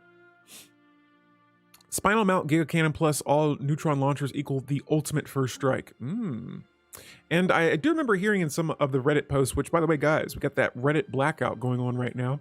I can't look at any Stellaris stuff because their channel's blacked out at the moment. But yeah, with that, isn't it like first strike is like very important? Technology discovered. Uh-oh, and here we go. So we got another battle here. This is one of our bigger battles going on with the Great Khan here, and this is what I didn't want. I didn't want my fleets to get separated like this, and so we may be in trouble here. Let me go back and see. Oh, thank goodness. We do get a couple of fleets entering here, but will it be enough to help out? Let's see. There we go. We got 2 fleets in. We got a couple more fleets a little bit further behind. Oh, they're taking some heavy losses, though. Uh-oh, and they're bringing their ships over here. Can we? Yes. Yes, it is go time. Big battling going on here. We still have disadvantage, but their fleets have retreated. Victory. Victory for the Beakborn. What is the Precursor Empire you spawned with? The Precursor Empire. Precursor Empire. What do you mean by that? I'm not sure what you mean by the Precursor Empire that we spawned with. We do have a... Wow. Now, we just won that war there. We took... Hold up. No frigates were lost in that battle. They lost 1 cruiser. And then the second part... Okay, so we lost a few ships here, but... Yeah, we gave them the business. And their damage output... Dude. Holy moly. Precursors are like Zeroni, Cybrex, First League, etc. How could I look that up? I'm not sure. I can't remember exactly which one we had. I know I had the Grunner. And, yeah, I can't think of the other ones right now. Oh, Bowel. Oh, well, in that case, yes, the last Bowel would be our Precursor situation. And we have the Relic for it as well. And so, yo, now it is time for a counterattack against the Great Khan. Oh, that is a Leviathan. Woo! You're on early today. What's the occasion? So I didn't go to work today, pretty much. And I'm just like, hey, what other better way to spend it than playing some Stellaris? And so Yeah, right now, this Monday afternoon, we are trying to push back the Great Khan. We've defeated one of their bigger fleets right now, and we're about to give them the business. And so I'm hoping. Oh my goodness, hold up! We got a massive fleet here that just kind of appeared out of nowhere, and we could probably take them out as well. And so I'm going to imagine they're going to go to the Deneb system next, and they are. And once again, they are split. Their fleets are split, and so we are going to destroy them. Oh yeah. We have conquered another world. Have we now? And so here's the world that we were going to designate to be an agri world. There we go. And we're going to start by building a city district. We're going to get some agricultural districts up on this planet. I think this is the longest I've played a game where I don't have a gene clinic. But I always got to add that energy grid. Think of it as a energy tax for the planet. And then we're going to go with some hydroponic farms. And so, yeah, guys, I think I'm getting a little bit better at this designating planets thing. But here we have another Horde fleet caught off guard. And, yo, I haven't seen one of these situations in a while, but our planet it had a possibility of extinction. We've been researching other worlds. We've been finding out information about other planets that have gone extinct or had some sort of catalyst type event happen. Yes, I do have the crystalline sensors on right now. We turned on a bunch of edicts, and so that's why my special resources at the top up here are in the negatives. Gene Clinic is bad from what I hear. Oh, okay, well in that case, good for me because I don't have any. I love to stream this game, but I don't think people will understand what this game is about. I just, Frankie Beans, I just try to explain it the best way I can. I try to kind of walk people step by step through things that I'm doing. And I think, you know what, everyone should give it a try. If you like playing Stellaris and you want to stream it, I've known some people that they've seen my streams and they've been like, hey, I want to start streaming now, or just go for it. Give it a shot. Why not? Why not try it? And so, yo, the crack in this planet's crust, it says, first presumes to be the result of significant tectonic activity, but actually the lasting marks of impossibility large roots burrowing through the Earth. Now, at some point in the distant past, a freak mutation, possibly deliberately induced by sapient beings, though it is unlikely they could have predicted the results, caused the native plant life to grow out of control. Now, many of these plants reproduce through population or pollination with countless gametes carried by currents through the lower atmosphere. Now, while this process was originally only cause for mad irritation, the exponential increase in atmosphere-borne particles effectively choked the life out of the animals on this planet in a matter of months, which sounds absolutely horrifying. And so, yeah. We'll hit OK on that. And there it is. Another Khan fleet destroyed. Let's continue our attack here. It looks like they're about to push into a system that has more power than they can maybe bite off here, but we're going to see what happens. And yeah. Yo, Born 413, thank you for the follow.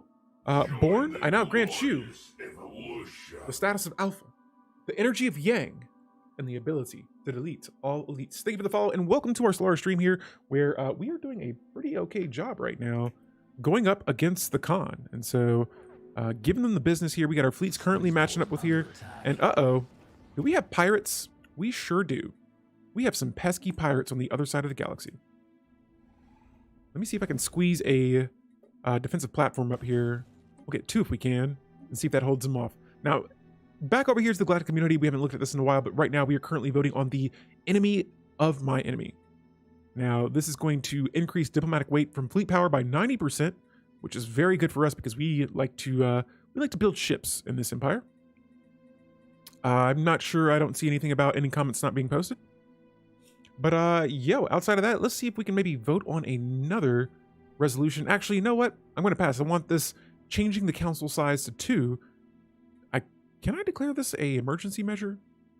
Oh, we don't have that power yet. Not in the Galactic Council, but no worries. I'm still the leading member in the Galactic community.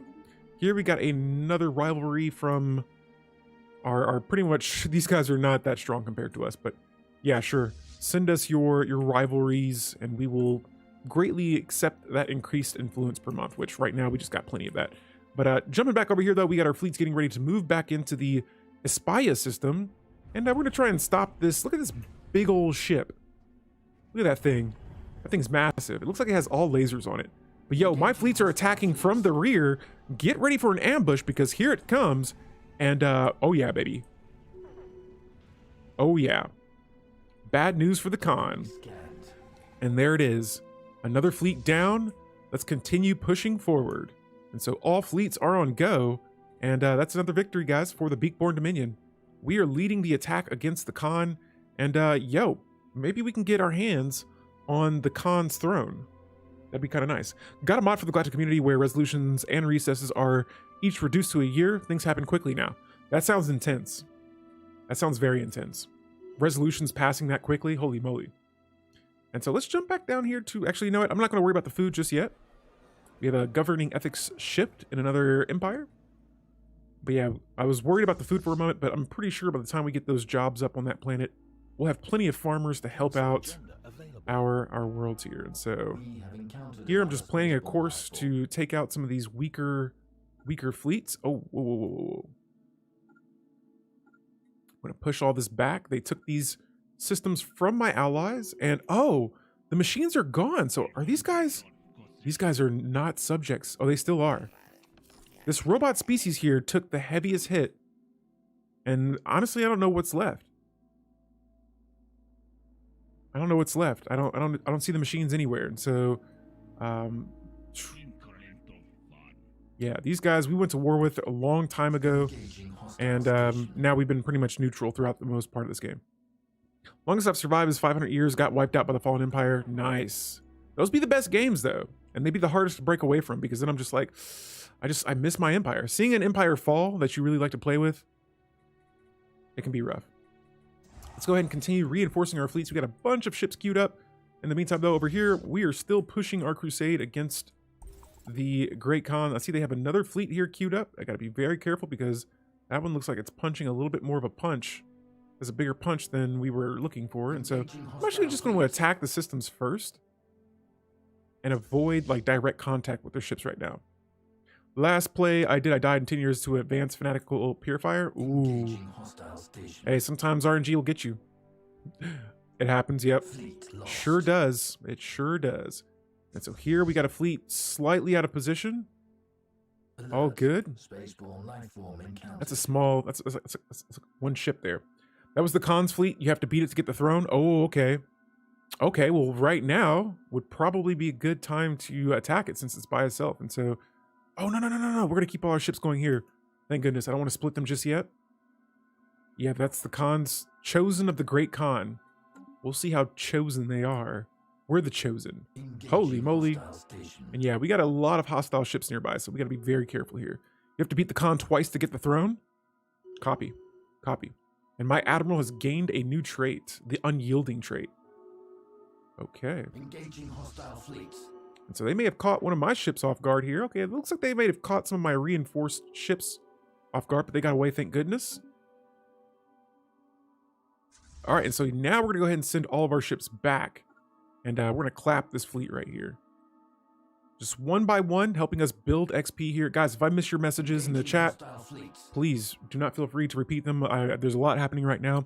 When he warps back in, you got to grab him fast and get to the throne. Copy that. It's possible for the AI to get the throne now. Oh, no. I seriously wish espionage would let us be able to steal artifacts. And so here we have the Omnian continuity. They're reaching out to us and they say that they, let me see, is this the same thing?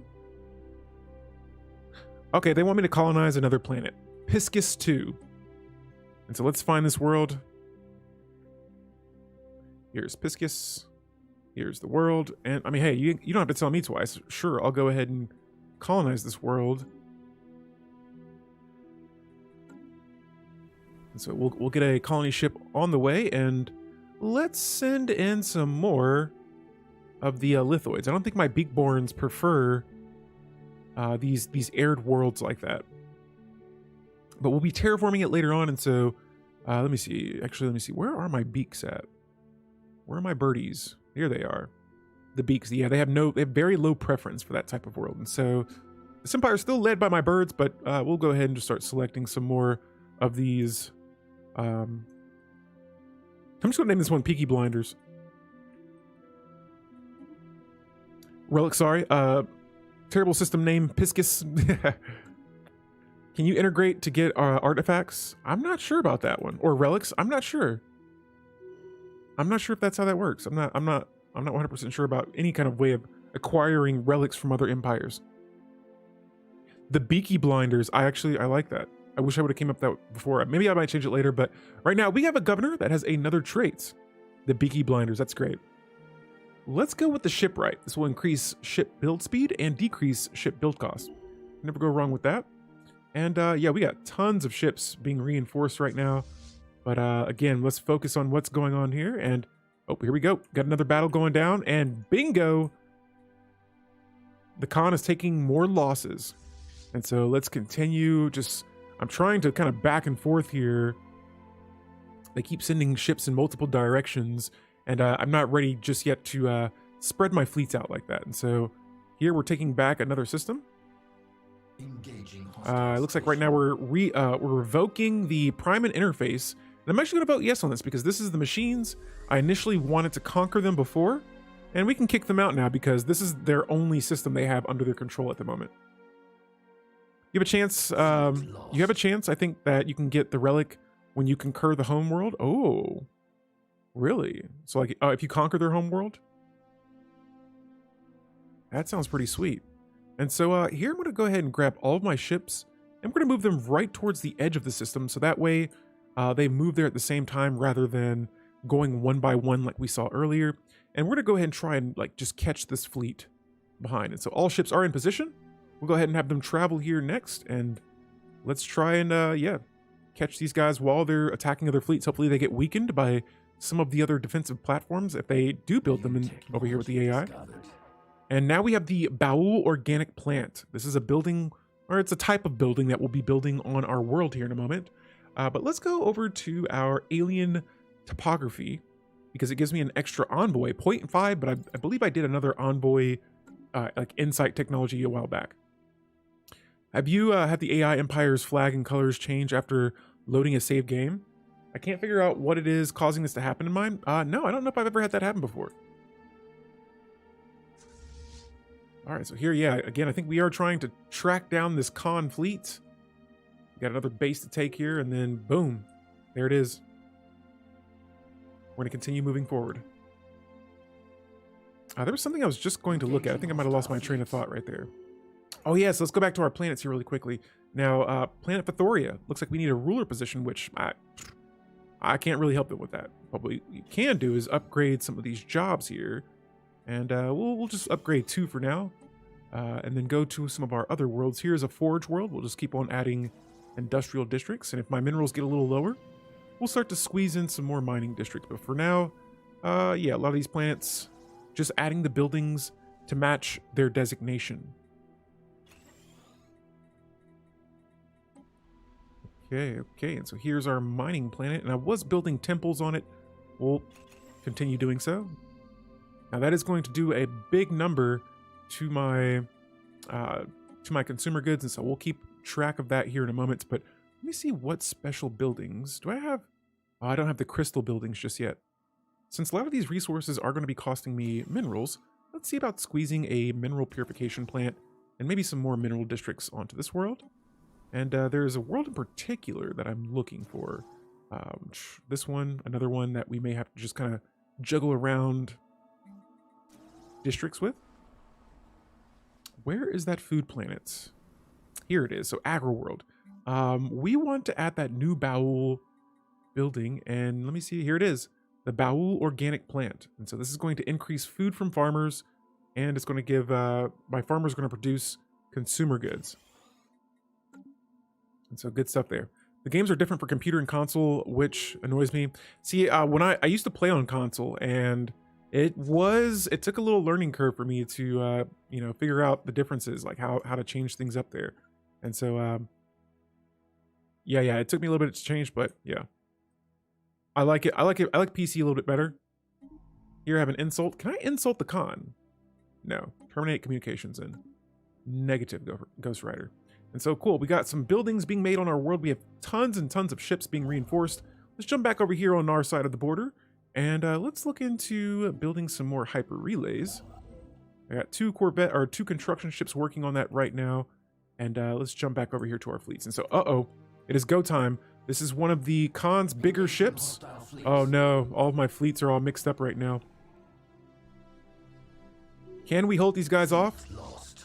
Yes, we may lose a few fleets here, but just because they're all kind of split and all over the place. And there it is, they retreated. I believe they retreated. So let's go with the aggressiveness for my admiral's trait here. And let's see how this battle went down. So they only lost one ship there, and we actually lost more ships than they did. They just ran away. And probably for good reason, because we were about to give them that business once again. We do got to watch out for that shielding, though, because that is pretty high. But, yeah, the Khan runs away. Some Khan we have here. Maybe he's a Khan artist.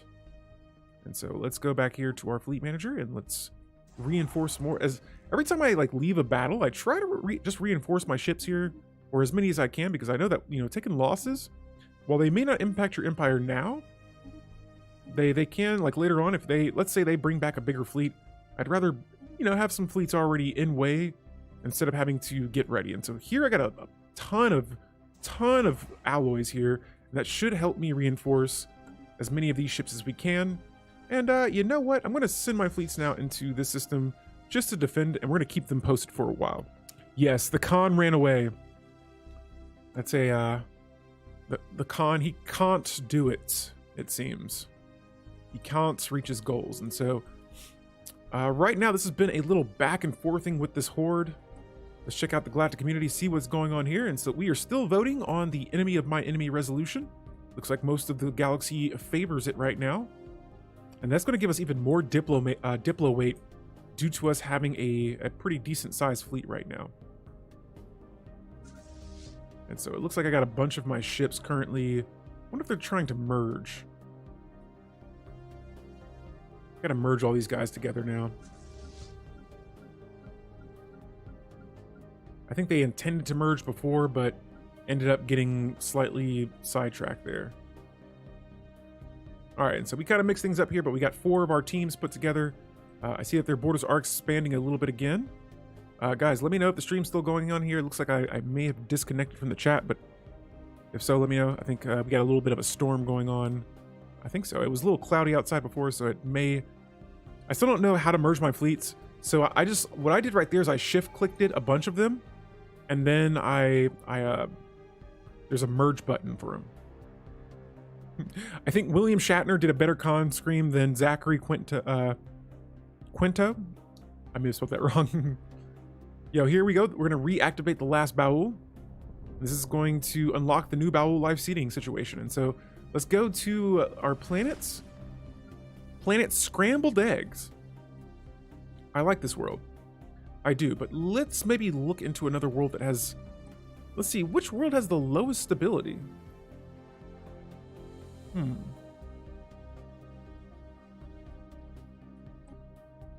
We can go for, let's just go for, let's go back to our Agra world and turn that into a Gaia world. So here it is. Here's the decision, new Baul life seeding that turns the planet into a Gaia world. And so this will be our second Gaia world.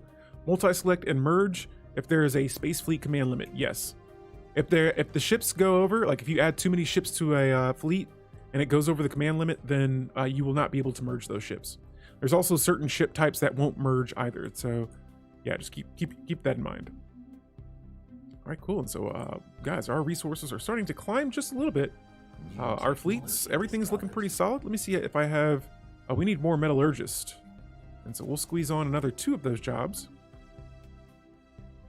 We have, battleship technology available now. We've completed researching battle tech, and so let's go for assembly patterns next, and let's jump over to our fleet manager once again, heading over to our ship designer. Now, this is where I get a little mixed up at, because what do you guys build on your destroyer, or on your battleships? Let me know right now. What do you build on your battleships? When I try to merge, it says the commander or ships are not compatible. It may be ships. Ships may not be compatible. But yeah. So for the battleships here, let's Let me see. I think I'm gonna try that broadside core again. Everyone was mentioning that before. Or what about getting a carrier core on this? But that's a lot of weapons right there.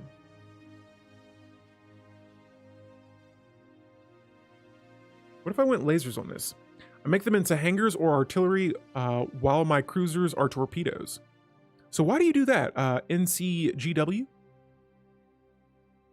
NCGW says they go with hangars and artillery. Oh, wow. So I could have all of these. Wow. Also, don't try to use 2 admirals. Oh, well, don't tell that to me. I got like... Oh, are you saying like merging them together? Because I was going to say I have a lot of those right now. Oh, they don't merge? Copy that. Now for artillery, what do you guys go for? Flak batteries or point defense? Because I felt like flak batteries... Gotta go for the sentinel point defense. Or do you mix them up?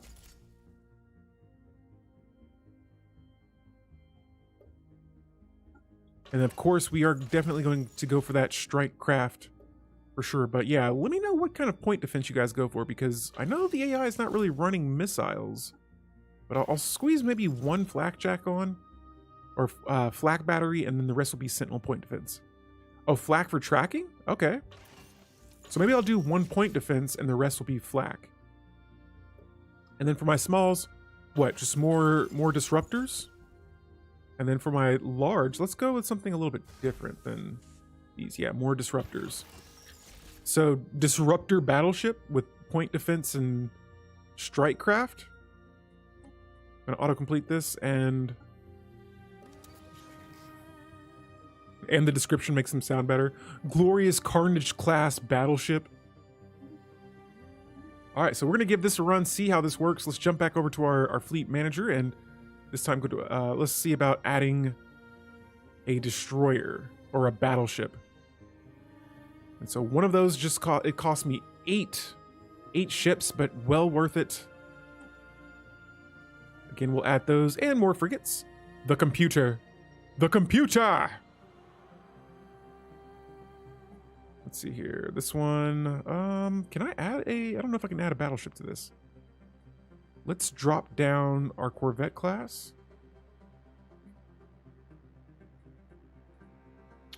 And for this one here, let's see, same thing. And so just adding battleships. Oh, combat computer for the, let me see. Yeah, combat computer. Yes. Yes.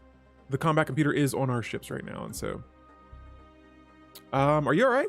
What's going on? Combat computer? Yes, we do have combat computers on our battleships. Yeah, the fleet manager and shipbuilder are my bane. I have no idea what I'm doing for them. I still need to make a megastructure again. To make it a megastructure again, I've only gotten there once and had a blast. Oh yeah, I do like the megastructures. I had the way I had my last empire set up was I was getting 2 of every megastructure, and I was building megastructures at like 300 plus megastructure build speed because I had defeated the contingency, and I got their relic, and it gave me some crazy modifiers for building megastructures, and so that was very nice. Where are we engaging fleets at? Okay, so yeah, they sent a construction ship here. Yes, the core, one of my favorite relics. And so, guys, we got a new follower here. Before we go ahead and read this new dig site, let's get them knighted in here. Radeli Harlow, I now grant you the status of Alpha, the energy of Yang, and the ability to delete all elites. Thank you for the follow, and welcome to our Stellaris stream. Right now, we are dealing with the Great Khan. We're trying to destroy them. We're back and forthing right now. And before we look at that, we're gonna look at the shielded world that was, or it was once a shielded world, and now it's a relic world. We found out that there's an abandoned Ecumenopolis here, and it says that the disappearance of this planet's original population remains a mystery. Now, once the shield went up and they were isolated from the rest of the interstellar empire, they likely faced mass famine and civil unrest as they struggled to support their capital's massive population with what limited resources that they had.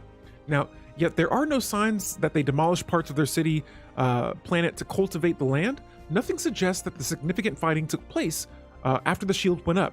Now, there are no remains, fossilized or otherwise, of the inhabitants. It's like they simply vanished into thin air. Okay. I love the Dyson Sphere as well.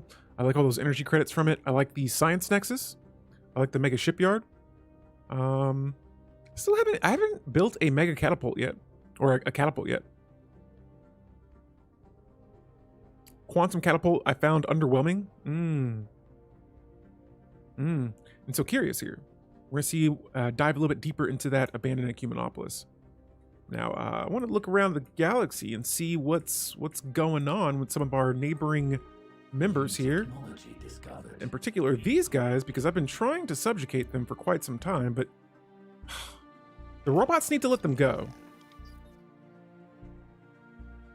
Oh, and so I must be Federation president to declare war on another member. Now, we got about one more year to go. And I believe that I'm going to be president next if I keep my fleet power up high. And so that we will try to do. Is there new megastructures? That I'm not sure. Outside of the quantum catapult, which I think is the latest megastructure, I don't know. Have I tried asking them? I have, and they keep saying no. Do you always have your lightsaber by your side when streaming? I sure do, Jestelt. I do. I have two of them. I got one from Disney World, but it requires batteries, and I haven't charged it. And so usually I'll go back and forth between knighting people with those.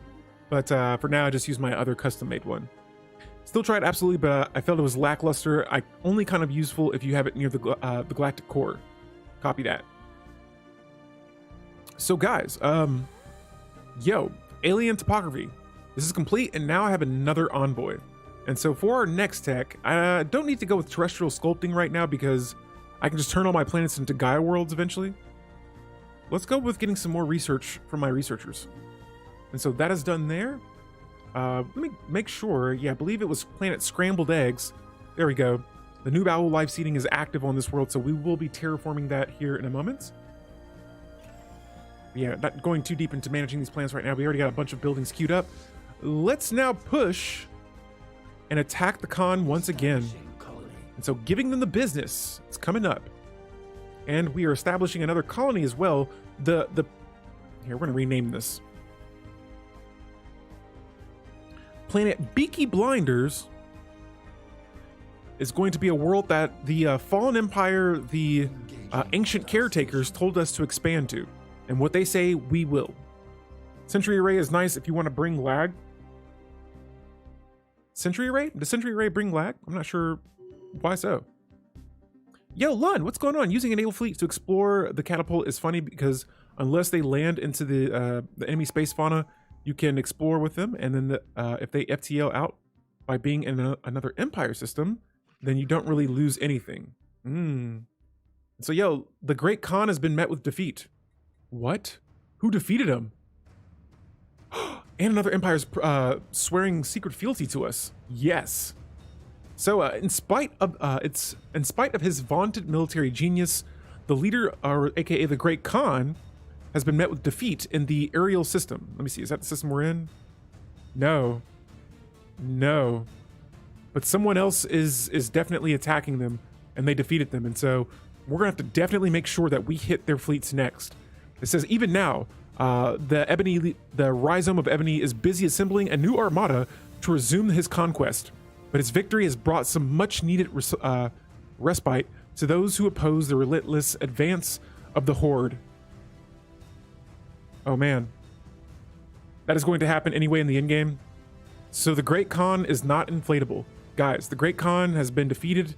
Let's bring him a second defeat as well. And here we have another empire that's pledging secret fealty to us. Now, I want to lead my fleets into the victory against the Great Khan. And so let's go ahead and get our fleets here situated, moved around. Gonna bring them back here and then attack these systems up here. And we're just gonna shut down everything inflatable. Oh, what did I say? Inflated? Sorry. I'm reading a lot at once, and so sometimes the text is a little small and I get words mixed up, but yes. Yes, run. Tell the Khan to run. Because we have another tradition available here. And so, I heard Mercantile was really nice. So let me see here. Oh yeah, we do got a lot of trade value right now. And so I heard Mercantile was like really good right now. Psionics? Ooh. We could go down the psionic route. He is bloating just taking on water weight. Man, both of these look really good. What do we, I have no commercial zones, that's for sure. Let's go psionics first. You know what, we already dived down this path. Let's continue with it. And so we are not going to accept that tradition and mind over matter. Since the dawn of our civilization, tales have flourished of mighty sorcerers wielding power that can only be described as supernatural in nature. Now, these rare beaks, which are my species, could supposedly invade the minds of their fellows, lift heavy objects with merely a thought, or perform any number of other magical feats. Until recently, these stories were just that, stories. Now, however, our scientists have finally obtained conclusive evidence that proves the psionic potential inherent in certain beak individuals. Although only a very small minority of our species as a whole seems to be gifted with psionic powers, their numbers relative to the total population have grown steadily over just the last few centuries. Now, whether this is due to some kind of sudden evolutionary growth spurt, or because something has triggered latent psionic abilities that we are always present in our genetic code, our scientists cannot say. Now we have a glimpse, perhaps, of the future that awaits us. Gestout says, because we can see all of the galaxy with Sentry Array, your PC has much more calculations, causing the game to slow down. Ah, okay. Okay. Psionics is with Utopia. Pug says, I haven't done psionics for a while, but I think you can use your fleets to force planets into submission without needing armies. See, I thought that was like that just without being psionic. But yo, now we can modify our pops by adding the trait latent psionic. Let's go. Let's see if that is a situation. And so lots of debris here to research too. Man, I got to get on top of that. Oh, but yeah, here's the rubricator from the shard. We have the mass extinction events. I see nothing with turning my species into latent psionic. And so let's go to our species tab. Maybe I have to do that manually. And here are our beaks. Oh, okay, so it looks like they already got that trait. They're now all latent psionics. And so we get a bunch of Unity bonuses. We get a bunch of tech bonuses in every category. Cool stuff. Wow. That's very nice. For all my species, that is a huge boost there. And next up, let's go for destroyer build cost. Let's start making it cheaper and faster for us to build some of our bigger ships. Cool stuff. All empires can do that unless you will purge the pops on the planet. Yeah, see, I thought it was like that. Like all pops are able to do that. All right, so here we go. We're taking back some systems here, and I want to make sure. Oh, yes. Oh, wait a minute. Wait a minute. Wait a hot second right there. That does not look defendable at all. I believe that is the home system of the Khan, and so I'm going to grab all my ships right now, and we're going to take it right to them. We're going to hit these bases. This is where I believe the Khan's home system is located. You name your species Beak as if humans were named Teeth. True. It's just a way to, you know, show that, hey, we're a beak-like species. Yes. System Television, what's going on? Welcome to the stream. Oh, let's see if we can level up one of our... Okay, this is my Beak of Olive. And they have a veteran level available now. And so I'm going to go for... lately, like, as the game goes on, I tend to go with the assist research. Their efficiency. I mean, our planet is named after dirt. Earth. Earthy Durfy. And so analysis is going to be my veteran trait. And so here we are attacking the Great Khan's home system. We got to screenshot this here because this is a peak moment in history. Earth.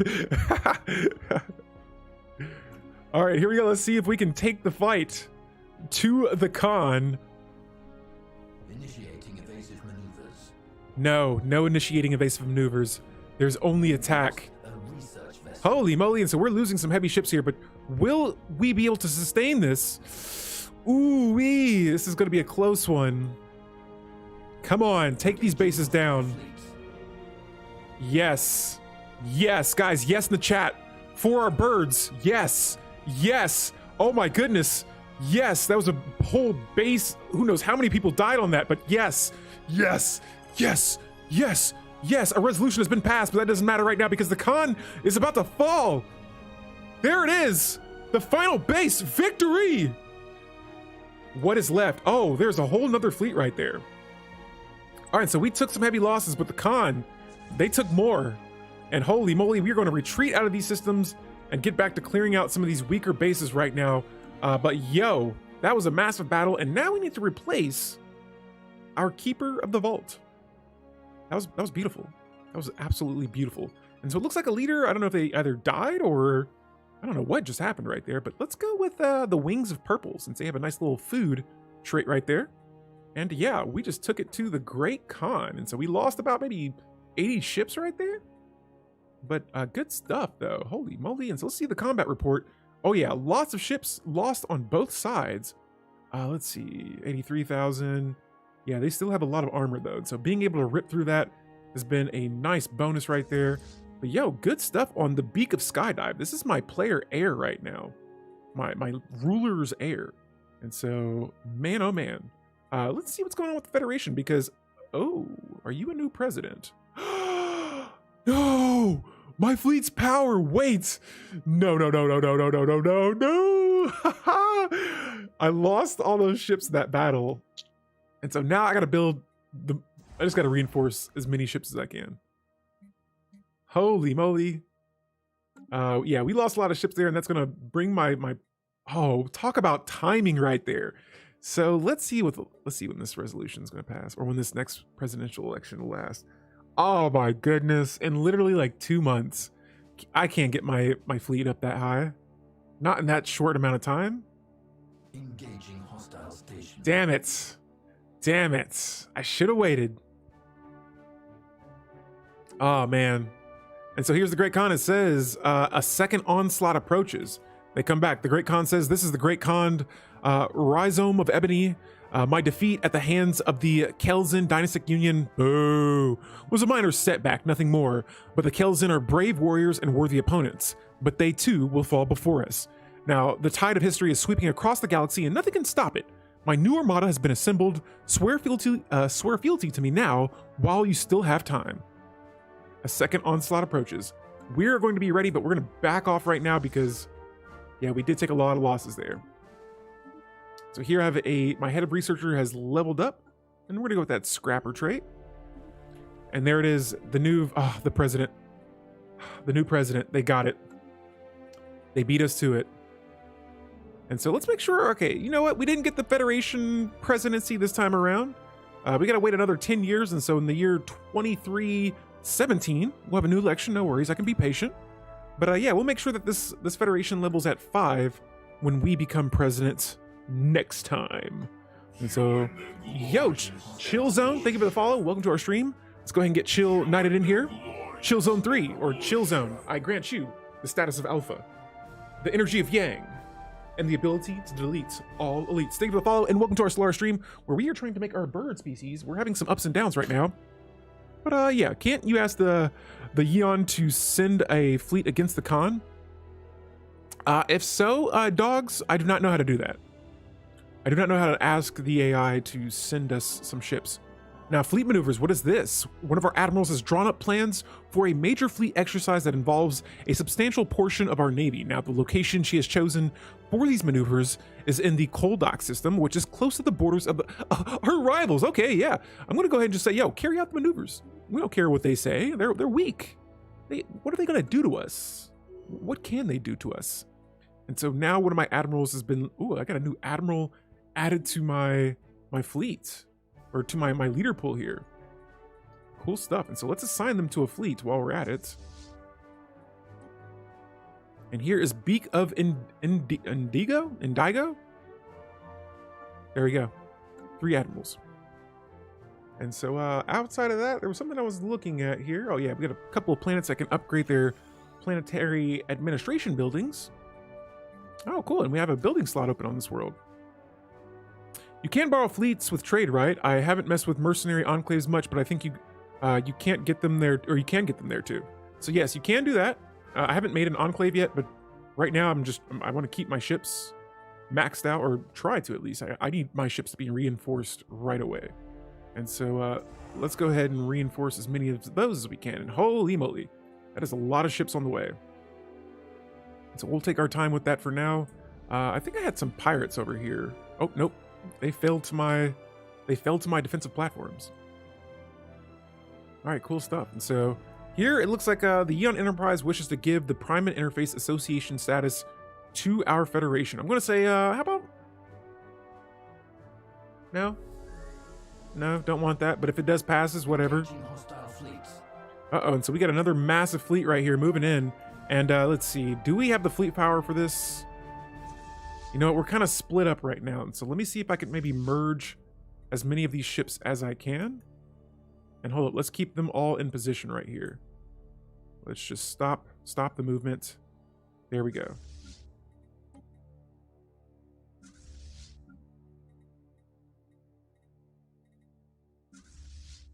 All right, just getting all these guys squared together. Oh, you can borrow, whoa, that sounds scared the crap. Hold up, guys. So, this is going to be a little scary here. I don't know if we can take these guys on, but let's see. All ships got to be moving in on this one. Is this the Khan's fleet? I'm not sure. Oh, get out of here, Federation. So they want to change our active law succession term to 10 years. Vote for proposed change, status change, succession term law. Man, get out of here, President. No thanks, we're not changing that law.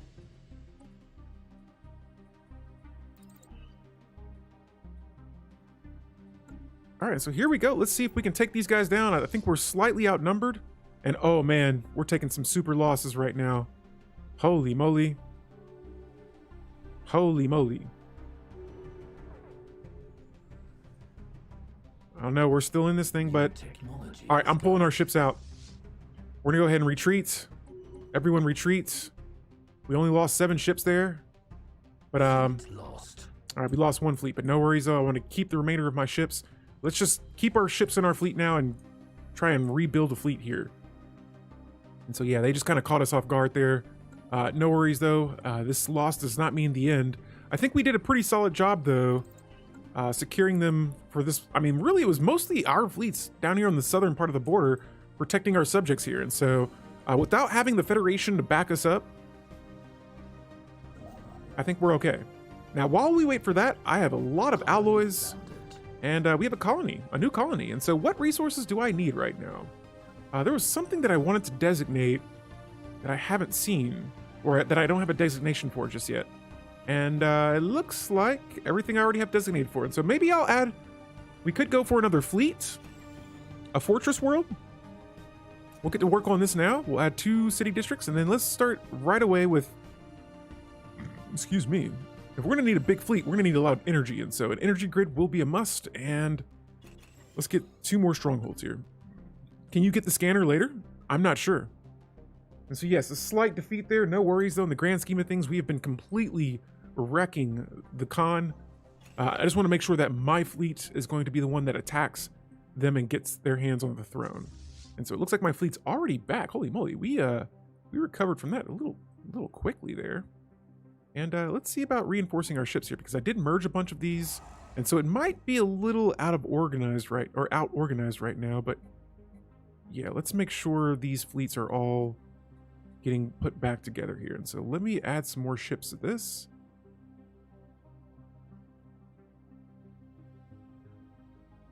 I want to make sure I'm building the right classes here.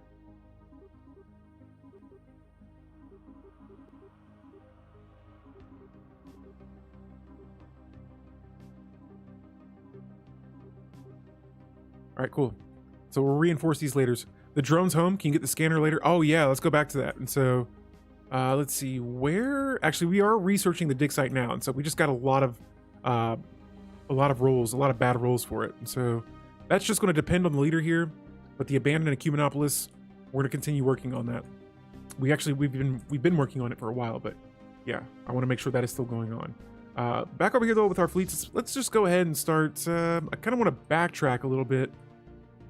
But again, I don't want to miss out on all this action over here. And so for now, I think our fleets are starting to reappear in this Deneb system. But I'm pulling all my ships back. We're bringing everyone back to the Nest system, and we're gonna keep our ships safe for a little bit longer and let these other empires deal with them, so that we can. Yeah, there they go. Yeah, they're 1 system away. I'm not taking the chance, and so we're getting the heck out of here. Deneb, I'm sorry. I can't hold these guys off by myself, and so Yeah, outside of that, though, let's go ahead and start speeding this game up a little bit. Jumping back over here to my construction ships. We got as much of my... No, my guy. We're not changing the laws for the presidential terms.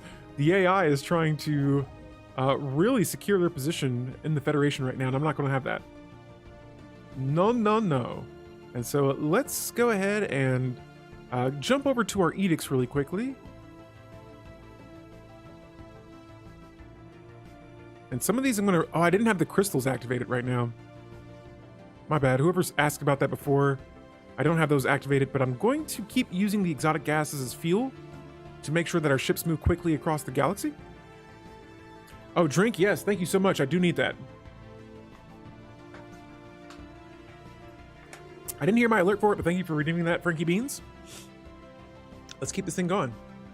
And so thank goodness that these Federation boats have failed so far. Let's go over here to the Galactic community. I want to see how...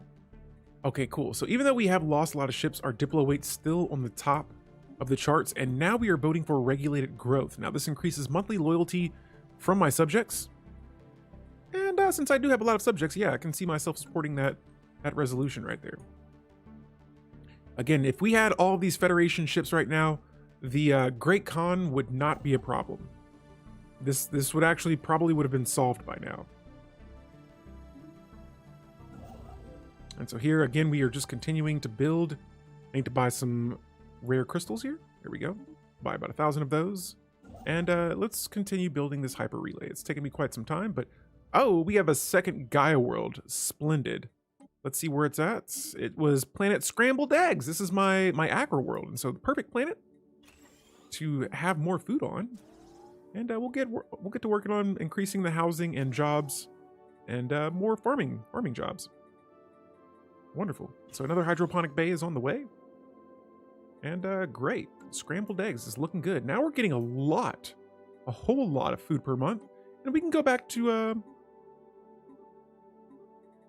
selling some more food here. And on top of that, I got a lot of alloys. A Gaia around a gas giant. Excellent placement. Oh yes. Oh yes. It might have been unintentional there, but oh man. Uh-oh. The Prime and interface, they're gone. They were overlords. And so the first thing that I'm going to do now, and I've been trying to do this since the beginning of this game, I want to subjugate the Kinzel Dynastic Union.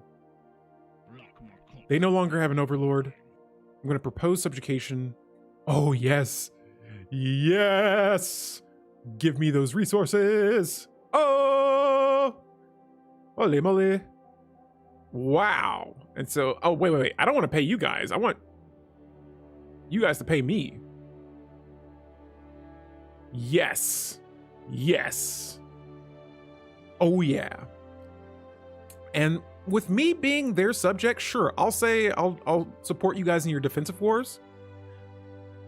Better yet, I'll say I'll defend you in all of your wars. But you're going to give me more resources, baby. And so let's get these taxes up a little bit higher. Maybe not the special resources. I want that technology. And so cool, because either way, if we join in their wars, or if let's say like an empire declares war on them, whether it be offensive or defensive, actually let's make it defensive. And you know, I could probably live without the science. But yeah, either way, they'll be a part of my federation, and we'll all join in together. The robots are dead, very sad. Yes, goodbye to the Primen. They're gone, but they were weak overlords. Now we are going to be stronger overlords. And so with this dynastic union, this whole alliance in the south, there it is, subjugated. Thank you for the basic resources. And I gave them expansion permitted, even though there's nowhere to expand. But yes, we are going to drain them of their resources, and this is another subject for my species. And so here, I believe that's the Great Khan's fleets. Cool. Let's just reinforce our ships here and get everything back together before we decide to attack the Khan again. I want to make sure my fleet power is undeniable in scale. All right. And so again, let's reinforce everything.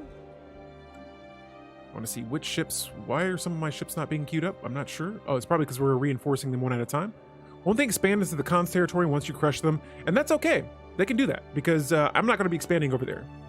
I'd rather them just take over. I have all the systems I need right now. If I, oh, hey, hold up. What I really want is this right here. We're going to be giving the Beakborn Confederacy Association status. Sure. The con has megastructures. That I don't believe so. Unless they take a system that has megastructures in it. I think that's the only way they can really get it. And geez Louise, another association status offer. Yes, we will accept. I have no issues with other members joining our federation. More power to us.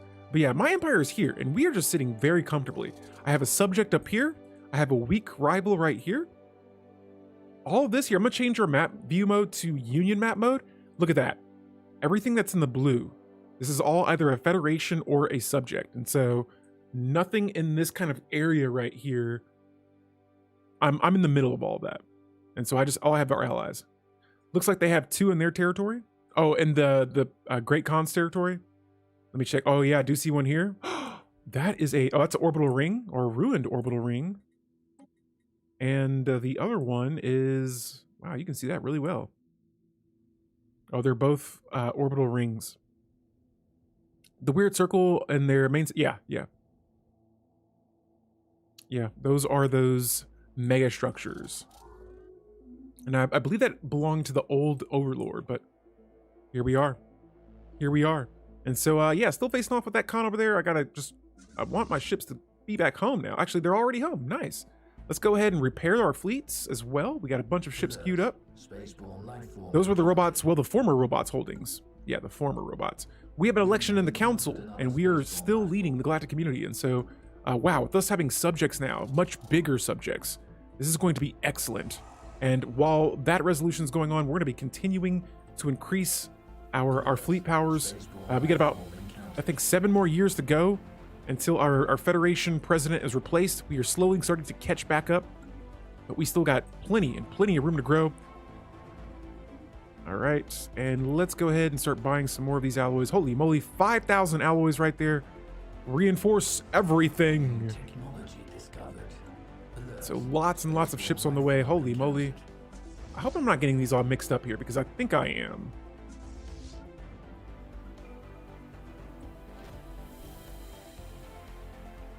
All right, so I had my team split up between, oh, Team Alpha got split up. No. And so I try to mix them up with easier names to keep up with.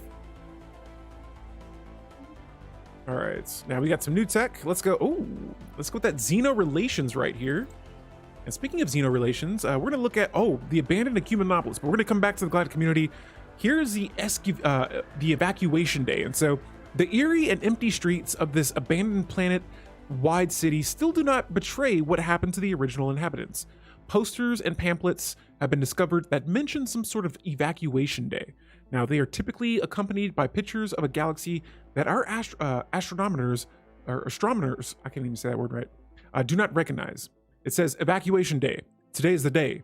Report to your nearest relocation center as soon as possible to begin your new life. And guys, yeah, we're trying to figure out where the species went that was on the shielded world. And now we have our new council. Once again, we are back on top in the Galactic Council. Let's assign another envoy to this community. And that's going to push our Diplo weight up even further. I'm going to share you on the Discord, then I got to go. Duty calls. Hey, Frankie Beans, have a wonderful rest of your Monday, and hopefully you have a good start to your week. Thank you for stopping by. It's been a pleasure having you. Orbital rings are great. Extra anchorages, copy. Big copy on that. Guys, we got our psionic tradition here. We have a point that we can put it into, and let's see, we got 2 options here. Let's go with mind readers. I want to get that base intel level from this tradition, and it says it also gives us the access to the sight beyond sight. Now, this one says that the thoughts of other empires echo in the shroud. By listening, our telepaths can learn much to our advantage. Yes, and I haven't been using the shroud as much in this game, but I probably should. Not trying to backseat, but maybe you know, but the fleet maneuver is a special project. You need to micro like a special project anomaly for the science ships. Anyways, my bad if you knew. Great stream, love the vibes. Yo, Chill Zone. That I just now remembered, but can you tell me a little bit more about that situation? I think I passed on that second part there. I think it's like what you have to have your ships actually travel over here and do the. Oh, it got canceled already. I saw that part. So yeah, I see what you're saying now, but yeah, I think I might have missed it. My bad on that. Sometimes when there's a lot happening in the game, some things I have to kind of skim past, but that one, it looks like I shouldn't have. But no worries. I encourage tips, tricks, and things that you see that I'm doing in my game that maybe you might do a little bit differently. If you want to share those things, feel free to. We try not to get too heavy on the backseating, but for the most part, everyone in my community seems to be really chill about these things. And yeah, for me, I'm fully aware. I don't know everything about the game, but I'm constantly learning every day. And hey, I mean, I'm not playing on Grand Admiral, we're playing on Admiral right now, but I think we're doing okay. We're doing A-okay. And so, yeah, look at all this food. Holy moly. I'm just going to sell 200 food right there, but that is a lot of food that we are getting from that one planet. And I'm starting to realize how awesome planet designation is, because all that food is more than likely coming from that one agro world that we just colonized. The money? What's up? What's with the money? Figure you knew I was really, I'm a really fresh player, about 130 hours in now, and still headbutting against virtually any mechanic.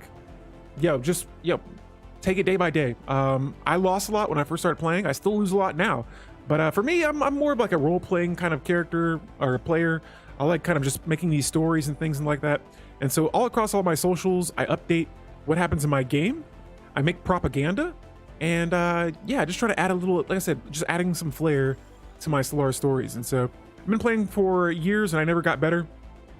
And there's nothing wrong with that. I think it's a fun game. Like, I'm sure in the grand scheme of things, like there are plenty of players that are way better than me. I like to have fun. You know, I'm not competing with anyone. I'm not in the National Stellaris League or whatever kind of leagues they have out there. But yeah, I'll just be chilling. But the same amount of time, I think so. You are okay to talk tips. I think I played about a little over 1,500 hours in this game. Hang on, you're the one with all the cool shorts on YouTube? Maybe not the cool shorts. That may be another creator, but I'm on the Stellaris official page. I've been a part of a lot of like official Stellaris content creator streams and things like that. And so you may have seen my face here once. Maybe you haven't. I'm not sure, but yeah, I've kind of been here and there when it comes to. I played a lot of Stellaris. That's all I can say.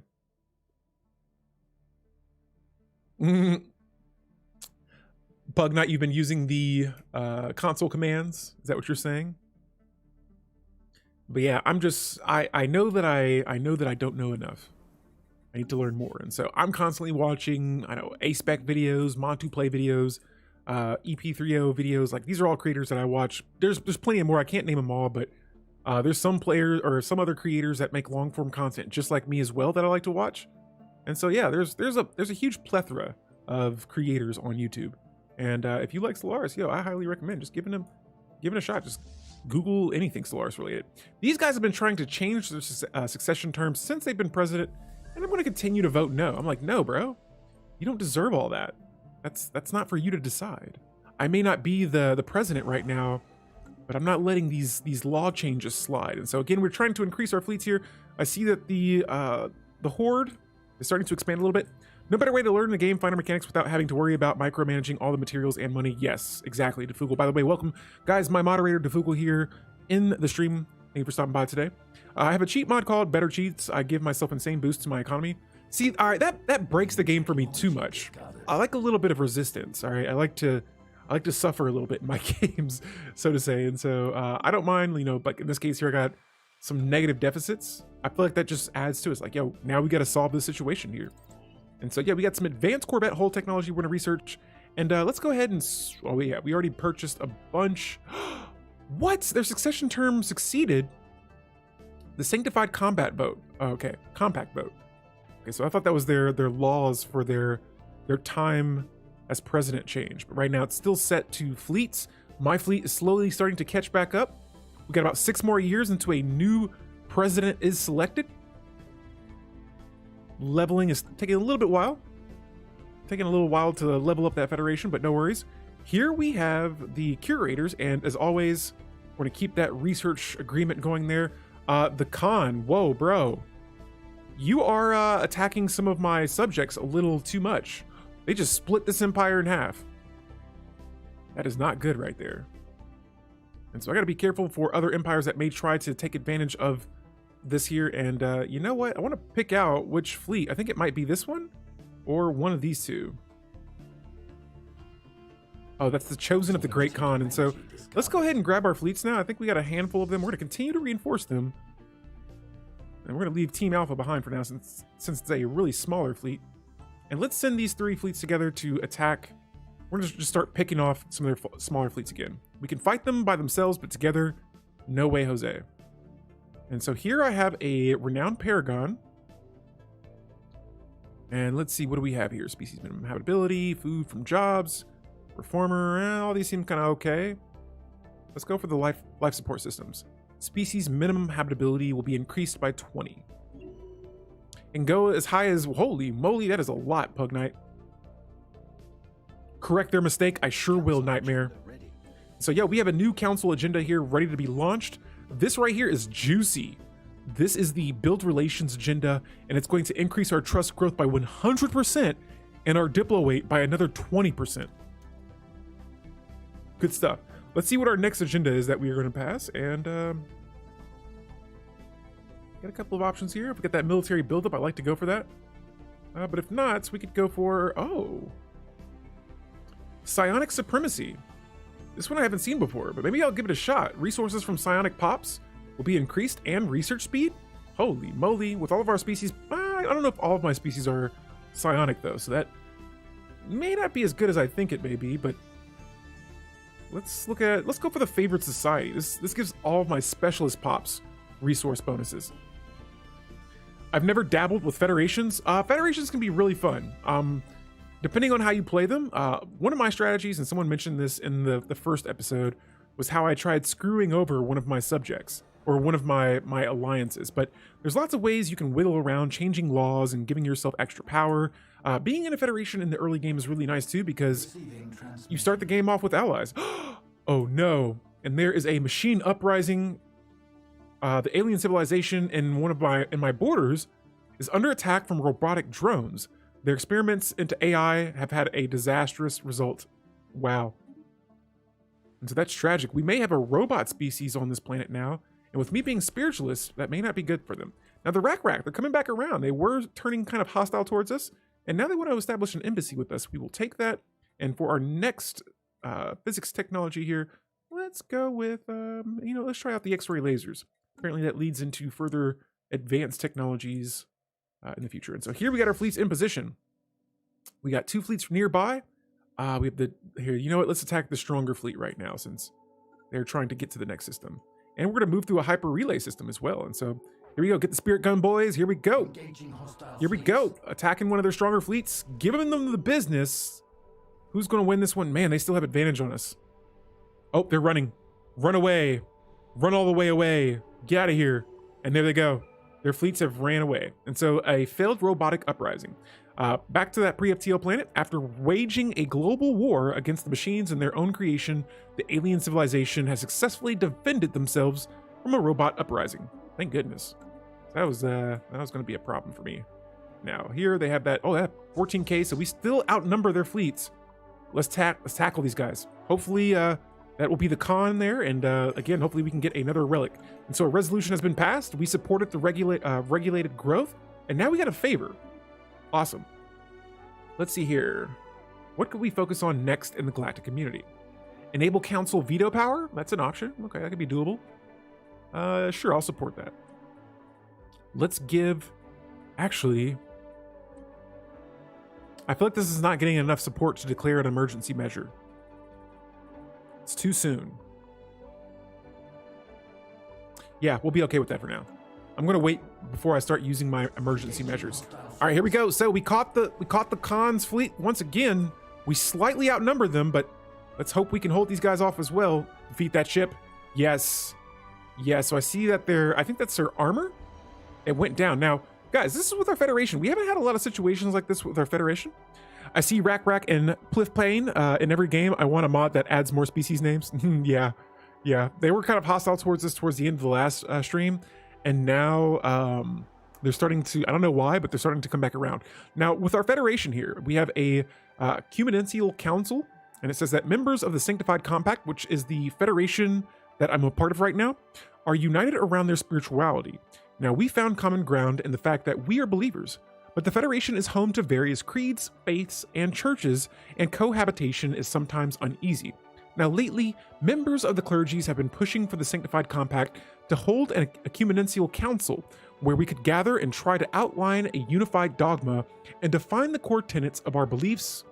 The idea was approved, and every member of the Sanctified Compact has been asked to send representatives. And so our envoy in the Federation can handle this. Yes.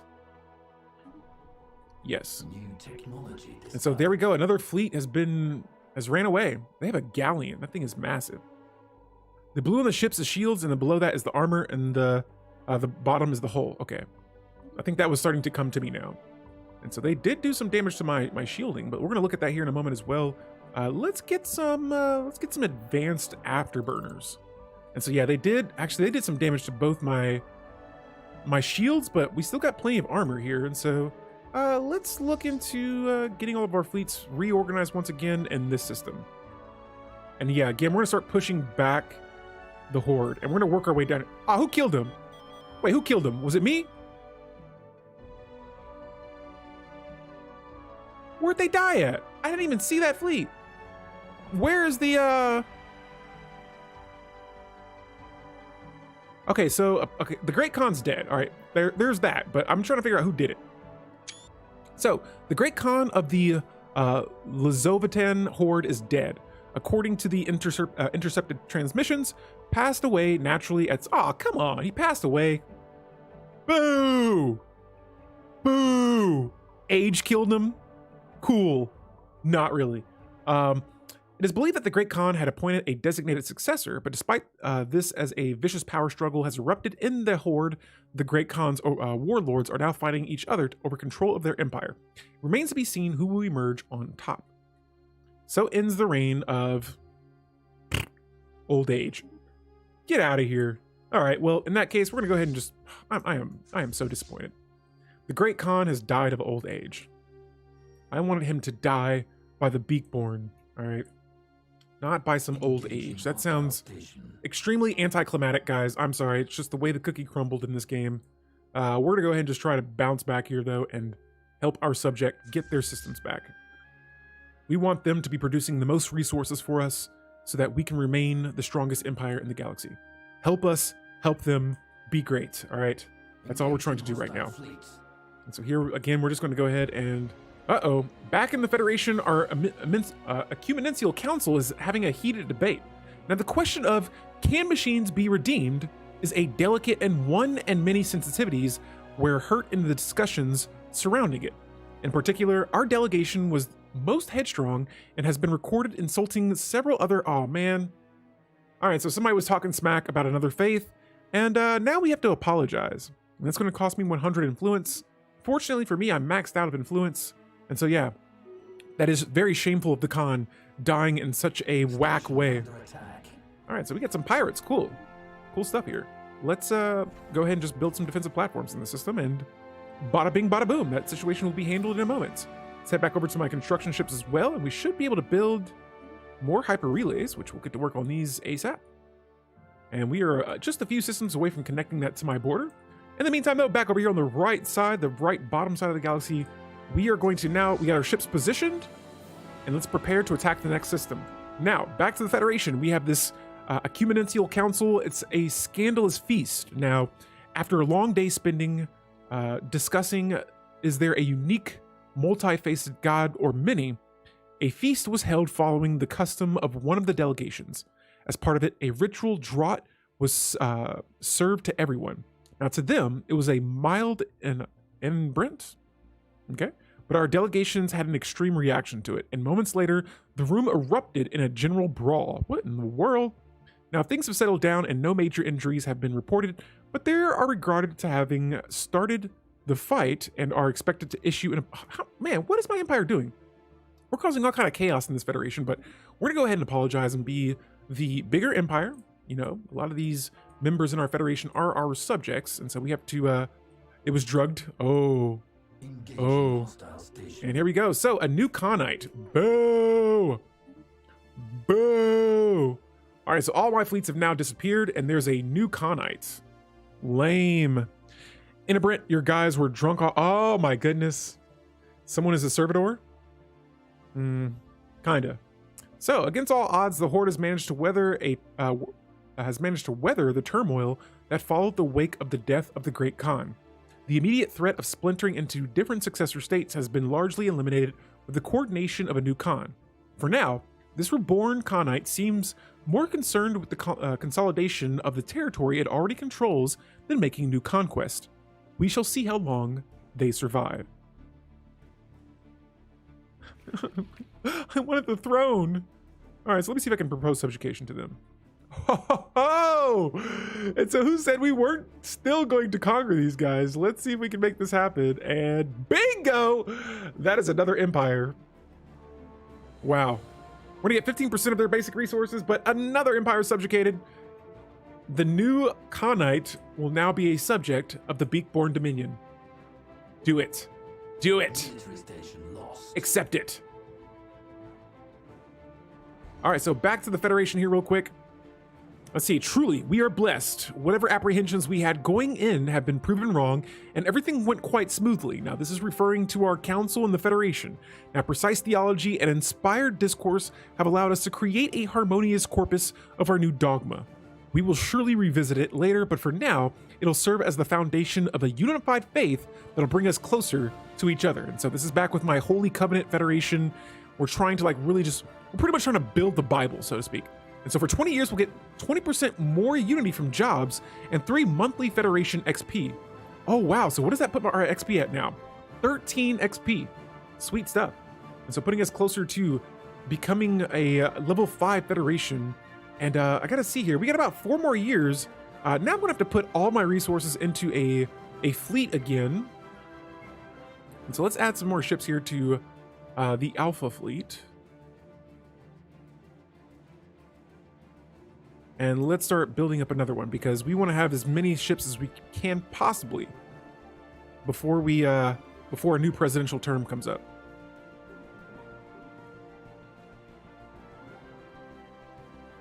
Oh wait, why did I have destroyers maxed out here? Oh, I need my corvettes. There we go. And so I'm like, wait a minute, I got too much of something. I got too many battleships. That's what that is.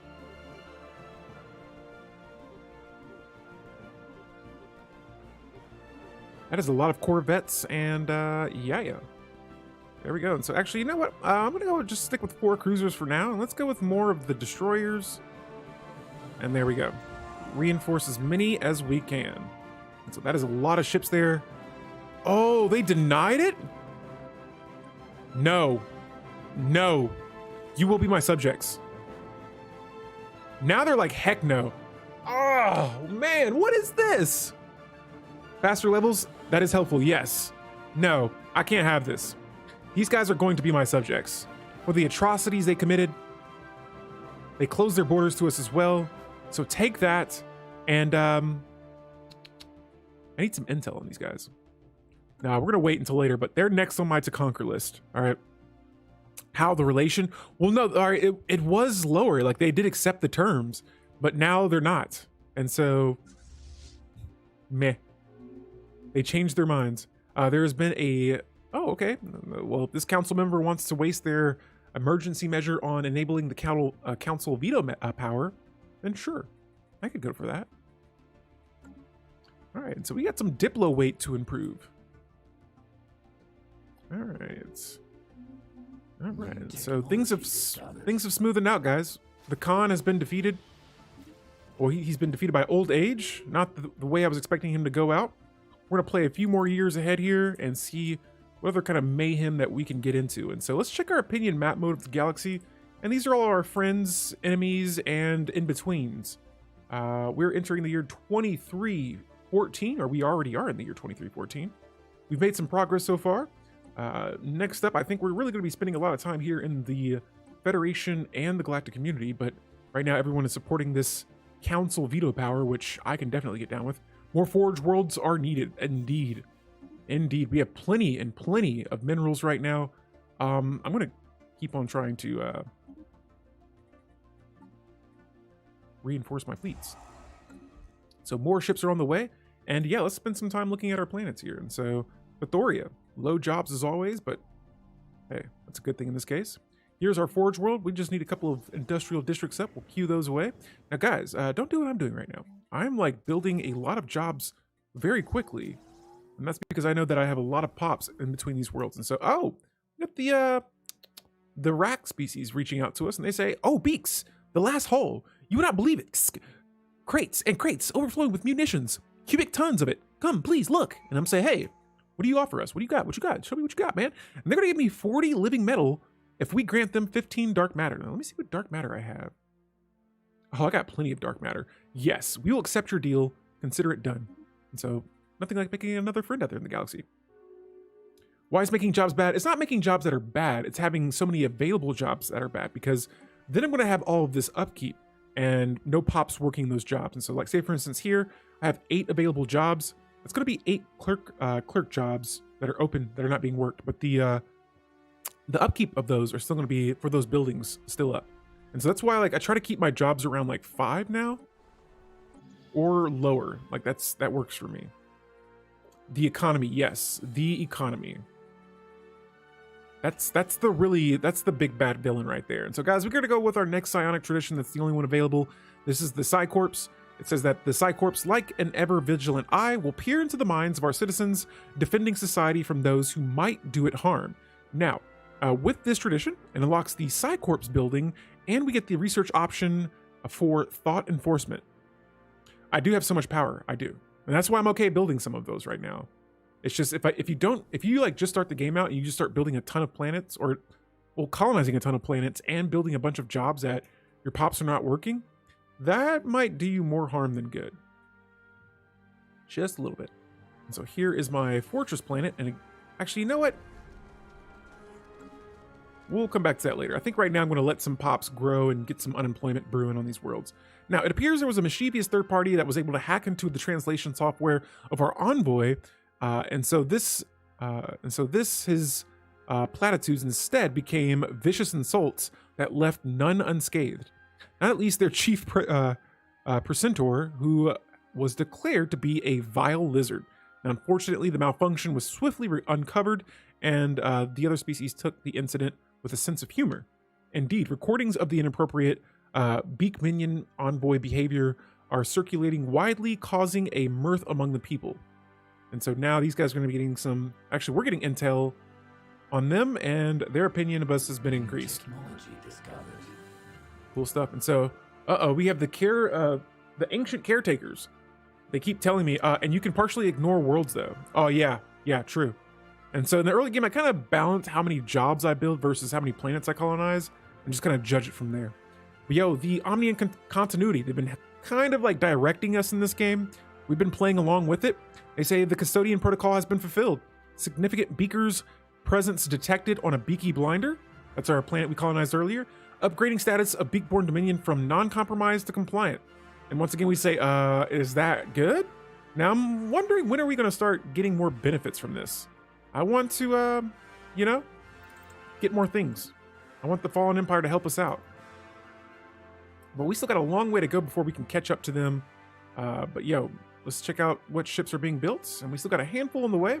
Let me go back to my construction ships and make sure that we are also extending this hyper relay. And we have a pre-FTL nearby that I wasn't aware of. And so here we go. 2 more hyper relays. They're making you a friend, the Fallen Empire. They're trying to. So yes, I'm playing by their rules. They've had me colonize a couple of worlds now. And we're like, yeah, sure. Nothing's wrong with that. We got advanced afterburners as well. And this is perfect timing for that. Because I got all my ships back home. All of my ships are in my home systems. Let's go ahead and... Ooh, upgrading these are going to be a little expensive there. We're going to upgrade the ones we can. And guys, this song right here, Cradle of the Galaxy, it's beautiful. Sometimes it makes me want to cry. On my way to work, I listen to this and I'm just like, man, it's just majestic. It just gets me in my jam. They're making you a friend. Oh, yes. I hope so, because like I said, we've been doing everything they've been wanting us to do. And let's go ahead and increase our habitability with atmospheric filtering. Some of my species, we can pretty much colonize like any type of world right now due to the diverse species that we have in our empire. But you know what? Increasing the habitability never hurts. Happier pops on all kinds of worlds is wonderful. And so here I'm just checking my civilian ships, making sure everything's good. We got a relic activation available and the space age. Oh, and so we have a pre-FTL. It says that the alien civilization on Avior 2 has finished construction of its first interplanetary vessel in orbit of their home world. For better or for worse, these aliens are now ready to join the galactic community and must be counted among the galaxy's concurrent spacefaring races. It was only a matter of time.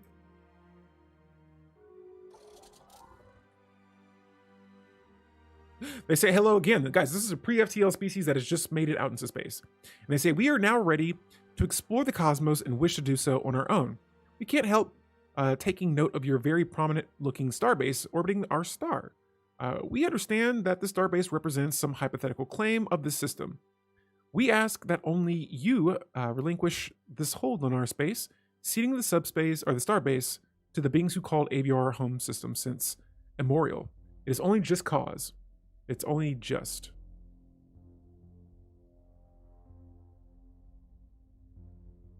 What do we do, guys? Do I say no, or do I? I want to give a system. I don't want to give a whole system away. Let me check out the system. We're not. Okay, that relic's already activated. We would lose this Avior system back here, but you know what? Sure, I'll give it to him. Why not? It only has 2 energy credits in it. Of course, it is only just. And so there you go. We got another. Here, let me subjugate these guys. Receiving transmission. Sure, we'll establish an envoy with them, and let's propose the subjugation to them. Diplomacy will not be, it will be restricted, and their regulation to expand is permitted. I want your resources, though, and so give me all you got. And outside of that, you guys won't be getting into any kind of conflicts whatsoever, so I won't have to worry about that at all. And just get some more resources from you guys. Actually, that's all I can really do. And so, you know, maybe you won't be getting our censors. They're your kind, though, so they are spiritualists, yes. They'll be worthy to help me increase my diplomatic weight in the community and help us sway decisions. All right, so let's go to our edicts and policies. Now that we are no longer at war, we can go ahead and deselect the exotic gases as fuel, and let's start bringing back in some more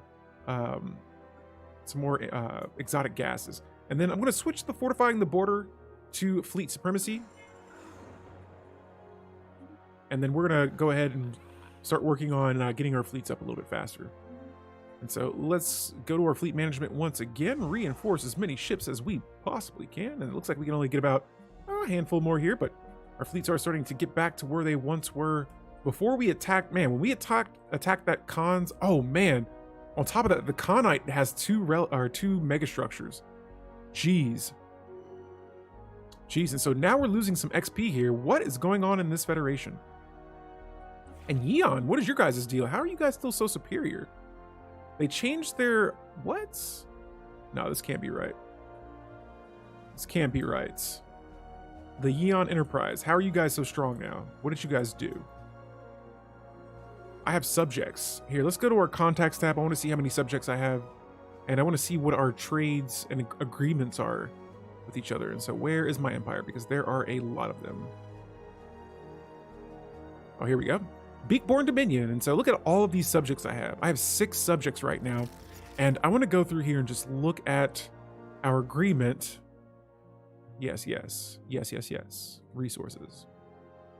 All right, good stuff. And so you guys are good. Wish there was an easier way to see my subjects here. And again, I'm just doing a quick look here at all of their agreements. I want to make sure that I'm getting as much taxes from these guys as possible. The amount of people on the call thing, what are you referring to? I might have lost train of thought right there. Here we got, this is another one of our subjects. Yes, all these guys. Agreements tab on the bottom to see your subjects. Agreements tabs on the bottom.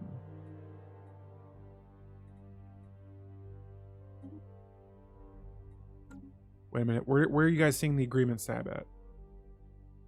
On contracts? Oh, here we go. Oh, right on, guys. Thank you so much. Holy moly. So this helps out a lot. Thank you. Appreciate it. All right, so there we go. We got our agreements tab here, and here are all of my subjects again. I just want to make sure, like, these guys have a lot of loyalty to us. Let's negotiate terms because something's not right. Let's restrict that voting. Oh, you guys are loyal. Let's test that loyalty. And I want all my subjects voting the way I vote now. 10% or plus 10? What do you mean? Plus 10 from what? Yeah, so everyone's giving me 45% of their taxes. These guys are giving me 15%. Yeah, these subjects are mine. Look at all of my subjects. Oh, plus 10 loyalty? Oh yeah, these guys? Yeah. Let's, oh, I can borrow fleets. Wow. Wow. And so it says 10, but I think it means 0.2. Like, that's what it says when I go here to click on it. Yeah, anything I do more than that, it messes up. And so I don't know how accurate that may be. But yeah, the next time we're at war, I'm going to look into that borrowing fleets thing, because that I was unaware that you could do. I did not know that you could borrow fleets from the AI. All right, cool. So we changed an agreement there. We're going to go ahead and go with the gene crops technology next to get some more food. See that our consumer goods took a slight dip that I was prepared for. But here we have a consumer good building that we're going to go ahead and upgrade. But it's going to cost me 2 rare crystals. And so let's go to our refinery world. And let me see. Can we counter this out? I don't think this world needs a precinct house anymore. And so let's replace this with a... Do I have a crystal building? I don't. I do not. And so we may have to buy it off the market. But no worries there. Outside of that, though, let me see. See, some of my specials are starting to drop just a little bit. And so we'll replace that precinct house with an exotic gas refinery. Let's head back over here to my forge world. And we're going to queue up some more of these industrial districts as well. Alloys are taking a slight climb. That is the amount you get from agreement. The total is a different number. That is the amount you get from the agreement. Oh, okay. Okay, I see what you're saying now. Okay. So let's see what new tech we got. Oh, that gene crops got by quickly. And so let's go with a, let's see, a hollow temple or an energy siphon. Or we can go down that psionic path a little bit further with the thought enforcement. Let's just give this a shot. It says that telepaths monitoring the citizenry for incorrect thoughts will make corrections as they find them. Yes. Yes, let's enforce thought patterns on our psionic species. We'll all think in unison. And so here I got about 17,000 food. I just maxed out my energy credits, and so I'm just going to buy as many of these as I can. And that is a lot of alloys right there. And so let's see if this is going to give me enough. Yes. Yes. Look at all that. Oh yeah, that got me hype. Holy moly. That is a lot of ships on the way. And so, what is going on here? What kind of war was going on over here? Holy moly, there's a lot of trading back and forth. Oh, I think this was a secret fealty war. Wow. Wow. And so, a couple of these empires got some superior fleets to us, and I'm not liking that. I'm not liking that one bit. And so, let's sell some of these minerals here, and I want to try something else out here in a bit. Don't forget the special features on your planets for some gases or something. That is true, but speaking of special resources, let's start buying. We'll buy just about maybe 3 rare crystals per month since we're in the negatives right now. We have a a commercial pack. Not a lot of energy credits for me from this, but this is the rack hegemony. I'm going to decline this because they're getting a lot more from that than us. I don't want them guys getting stronger than us. Now, finally, we are back to this abandoned Ecumenical situation. It's been a while since we've seen this situation. And now it's the project situation. It says the planet was clearly abandoned after the evacuation day concluded, but how? There's no evidence that the planet's energy barriers ever went down. Now, clues have been discovered that indicate the pursuit of some sort of massive research project that predates the shield. Resources and science staff were diverted to this project in increasing numbers, and efforts appear to have greatly intensified after the shield went up. Curious, 10 more minor artifacts, and this abandoned Ecumenical situation is going to be continuing. And so that shielded world, man, We have all kinds of stuff going on over there. Let's look at potentially another subject. Who is your overlord? All right, so for starters, right now, I think one of our Federation... Man, these guys are just taking off. What is it they're doing? I wonder if we could vote to kick them out of the Federation. Who will support this? I'm not sure. But I got some ideas for this empire, because right now, yeah, they're a megacorp, so they're probably getting holdings on other empires' planets. But yo, we got those consumer goods back up. Let's jump over to, let's see, where do we want to go? Let's go to our tech world. Squeeze on another, oh, we got a Psycorps building. I don't think I'll be needing this at least right now, but it does produce a lot of unity. They best friends though, I know. Let me see, let's go with research and boom, another research lab. Let's get it, Get that technology up a little bit. We need more ships as well. I'm probably going to be needing to increase my fleet power. And so here I have a mining world that I was starting to build Unity buildings on. But I think I'm going to jump back over now and really spend some time focusing on strongholds. That way we can make sure our naval cap is well above what it needs to be before we get ready to either A, conquer someone else, or just kind of figure out what we're going to do. Right now I'm not sure exactly what just yet. But yeah, now I'm just kind of queuing up some jobs. Here's our fortress planet. Wow, that's what I like to see. This planet running out of jobs. That means lots of soldiers on this world here. Another world. I'm going to probably... Oh, this is our... I can't even say that word. But I know it's going to increase priest output. Here we'll add more of these priest jobs. Let me see. I think it's a unity thing. Yeah, temples. Here we go. And so just queuing up 2 of those. And I think last but not least, another fortress world. Yes. More of the strongholds. And so here in a bit, we should have a huge surge to our naval capacity as those pops begin to work those jobs. We have phase disruptors as a new technology. And let's go for the market analysis algorithm, increasing our artisan output. Outside of that, I think all of our everything else is looking pretty solid. Probably just get another housing district up on this world. And let's see. We got lots of food once again. Man, I am selling a lot of food.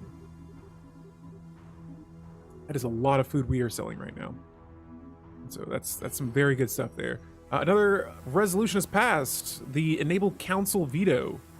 Good stuff. And so if we can't win in the Federation, we're going to try and win instead in the Galactic community. And so where is changing the council size? What? Where did that go? I'm still leading the Galactic community in Diplo weight, but man, we got to start checking up on this. This is where our resolutions are getting more and more important. So definitely want to make sure we are supporting the right resolutions. Like things like these that decrease diplomatic weight, we don't want those. And so let me go to our resolution tab here, and what in the world?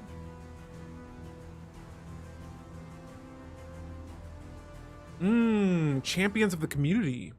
This could be very good. Wow, these are some of the new resolutions we get from completing the politics tradition tree. Can you be the leader of the community? That's what I would like to be. I thought we were going to... Oh, see, since that resolution passed, it now makes my other resolution have to wait. Tragic. In that case, yeah, let's go for champions of the community. This gives me some extra... No, council members gain 10% naval capacity. That's a win for me. I'm on the council. Cool stuff here. And so we've looked at our worlds for a bit now. Let's jump back over to our shipyards. Oh my goodness. More ships on the way. We're at 341 ships right now. I love to see it. I love it. I love it. Let's go to our Federation too. And since it looks like right now I won't be able to catch up to the Yeon Enterprises, let's change this back to... Oh, of course. Now the other members don't want to... they don't want to vote for this. All right. So looks like we're going to have to go ahead and acquire some favors. We're going to have to do this the way we did earlier in the stream. I'm going to keep our game moving as well, but we're going to crank the speed down just a little bit. Oh yes, that mega shipyard is looking wonderful. If I could get one. Let's make some trade deals here, and we are going to buy favors. Really, these guys should be voting the way I'm voting. And so what do you guys want? Maybe we can give you some, not the rare crystals. I know I'm getting a lot of these two resources. There we go. Consider it a deal. Give me your favors. And we are going to try and regain power back in this federation. I think right now, yes, they accepted it. Are they a restricted subject? Oh, that is true. Let's go to our agreements tab here. And I believe that was the Dynastic Union. Oh, they have independent diplomacy, and let's go through this. We're changing everyone. Nobody's voting. Nobody's getting free voting. We're restricting voting on everyone. I don't care how badly the other Xenos do not like it. Their vote is mine. Restricted voting, independent right now. Restricted voting. Yes. Yes. So no more independent voting for my subjects. They will vote the way I vote. And so I think, did they just accept this? Oh, there we go. The agreement's been modified. Your voting is mine. And so now we're getting more artisan output. And for our next, oh, let's go for that arc emitter technology. It's a nice little weapon to have on my battleships. Let's jump back over to the Federation. I want to see who else is not trying to support the, let me see, what's going on? Let me see what else these guys lead in. So their fleet is stronger, their tech is high, and our economy is the highest. So instead of, like, you know, jumping loops and ends there, we could change the secession power to economy. Now I gotta see how long this federation or this president has. And he is going to be the president for, I can't see how long his term is.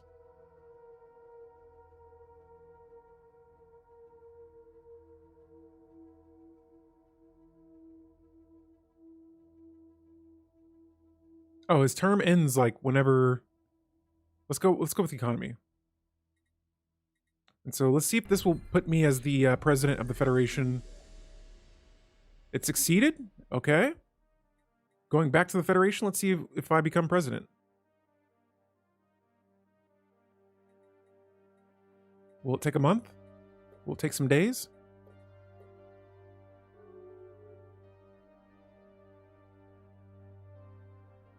Current term ends today. That's what it says right now. Remember, the loyalty is different in the negotiation menu than the subject menu. Copy that. I'm trying to see if I'm about to become the president because I have the highest economy. What's the dealio, Federation? What's up, Holy Covenant? Speaking of Holy Covenant, let's see where our level is. We are getting a little over halfway there. We got our XP back up on track. This is bizarre, though. Uh-oh, and so we have a aviator psionic that has been revealed. While it is rare for psionic powers to manifest after adolences, it is not unheard of. Our aviator Falcon, who is our ruler, has recently been displaying abilities that were suspected to be psionic in nature. However, undergoing a thorough ESP test, he has been identified as a Class 4 psionic talent. Cool stuff. And so these new abilities will serve us well, and he now gets the psychic trait. Nice. So let's crank that speed back up. Let's get another couple of hyper relays built up, and we will now have our hyper relay back in our home system. We finally made it back to our home world in that direction. And over here, let's go and see if we can expand our, you know what, let's build some more things. How about that? Now I'm getting close to having enough fleet power to fight the Shard. Man, and why are the other empires getting so many better deals than us? Is it because of our trade value? But yo, yeah, we got like what, 6 subjects now? Perfect. Here I have the head of researcher with a new veteran level that has been reached. And again, I gotta go for that assist research efficiency. That's always nice to have. Gus, on the other hand, is just researching this abandoned Ecumenopolis project. I feel bad because they are just getting annihilated by that project. Bad roll after bad roll, but they're hanging in there, getting it done, hopefully sooner than later. Let's see, I got about 1 more frigate left. There we go. We're at 366 ships now. And so let me upgrade my fleets before we send another wave of ships on the way. And once those are finished, we'll come back to that. They have a good trade network for you to profit on. Copy that. Now for psionics, we're going to go into our 3rd tradition here. in this tree, and it says that the eye that pierces the veils is closed. Only with great effort can it be opened, and our true power awakened. When I unlock this tradition, all latent psionic species will unlock their full psionic potential. This allows for psionic assimilation of other species, unlocking their latent abilities. And so, yes, the Great Awakening. The Beak species has experienced what can only be described as the Great Awakening. For a time now, we have been aware of the great psionic potential inherent in our species, but much powers have only manifested themselves in a small minority until now. Almost overnight, beaks everywhere have unlocked their full psionic capacity. It is as if some sort of communal pool of beaks' psychic energy finally reached a critical tipping point, collectively awakening the latent abilities of our brains. Telepathy has already replaced most verbal communication between beaks, and this is only one small example of the innumerable changes our society is faced with. Now, we are tied together in a way few of us could have ever imagined. The veil has been lifted, and so we've begun the Great Awakening, and all eligible leaders got the psychic trait.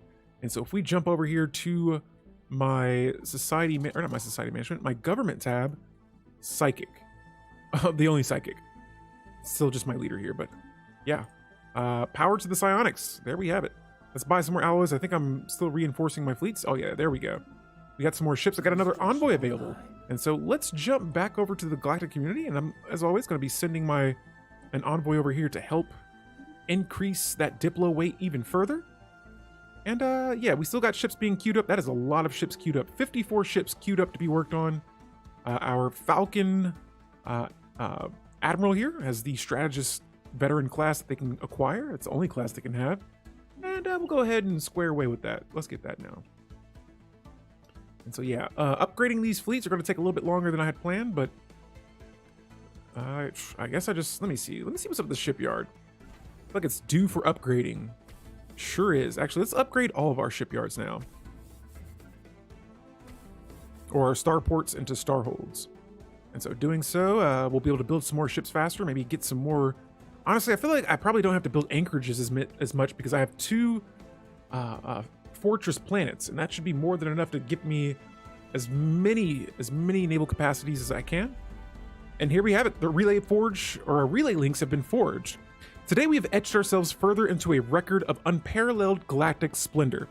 With the linking of our hyper relays network to that of the Dynastic Union, our old rival now subject, our citizens may now venture into those neighboring systems without let or hindrance. And so the Kelzin, in turn, now welcome our embrace of our rich beak minion influence. They too shall benefit from the bounteous culture which defies our own magnificent star systems. And so a proud day for all. Trika, what's going on? Welcome to the stream. Our relays have just merged, and now we are voting on the collective waste management resolution in the galactic community. And that'll be huge because, hold on, let's see what's up with the Federation. Yo, I gotta be president. Yeah, Trika, I'm trying to be the president of the Federation right now. My economy's higher. I'm like, yo, what are we waiting for? What are we waiting for? What's up with this presidential term? It says the term ends today. What's up? What's up? What's up? How can we change this?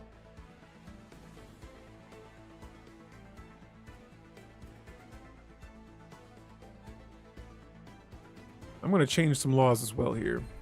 President Yang has a nice ring to it. Tell me about it. I want to be president, but Federation's like, nah, we're not doing it. I'm like, all right, cool. Well, you know, I led us to glory. Don't forget that. It was me. And so the Federation has agreed to change our Federation fleets so that everyone can build Federation fleets. But still, we have a lot of ships there for our Federation right now. Let's see about changing up some more laws here. And so for the war declaration, I'm going to change that back to unanimous vote.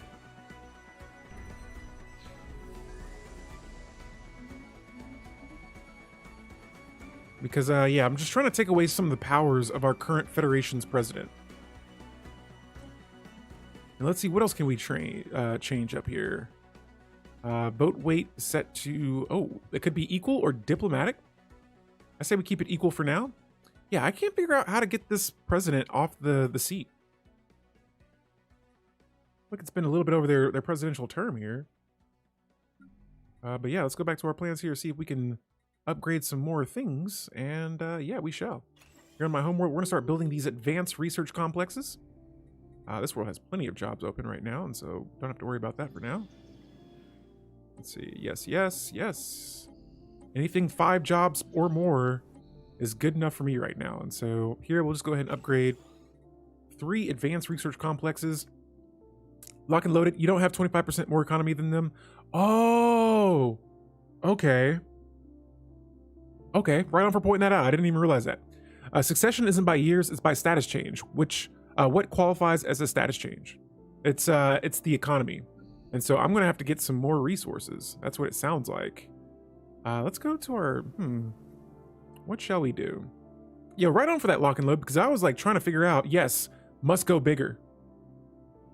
Is it power or money that is being shown in the Federation? It's we changed the law to economy. And so economy we shall build more up on. I think right now though, I just gotta let my pops grow because we got a lot of jobs available. And so yeah, right now we'll let the resources go up. Man, I want to reinforce my fleets or change the fleets. I would, but one of the Federation members' fleets are insane. And so here is the leading member's fleet power. They're like almost 12K or no, 14K now over ours. I play this game a lot. Nice. I play this game a lot too, but I'm still learning a lot of things. And so if you're here for the first time, welcome. I mostly like try to prioritize into like role playing and just having fun building these ginormous campaigns, win or lose. It's all part of the story. You can follow the story here. I like to update my streams after the stream's over. And yeah, we got a new follower. Yo, thank you for stopping by. And so is it Tortex? I now grant you the status of Alpha, the energy of Yang, and the ability to delete all elites. Thank you for the follow, and welcome to the Knights of Yang. We are in the middle of a pretty chaotic stream right now. We had the Great Khan rise and fall of old age. You know, I don't want to take credit for it, but we tried to destroy them. I feel like we put a lot of effort into holding that fleet back from completely annihilating some of our subjects. And yo, who are these guys?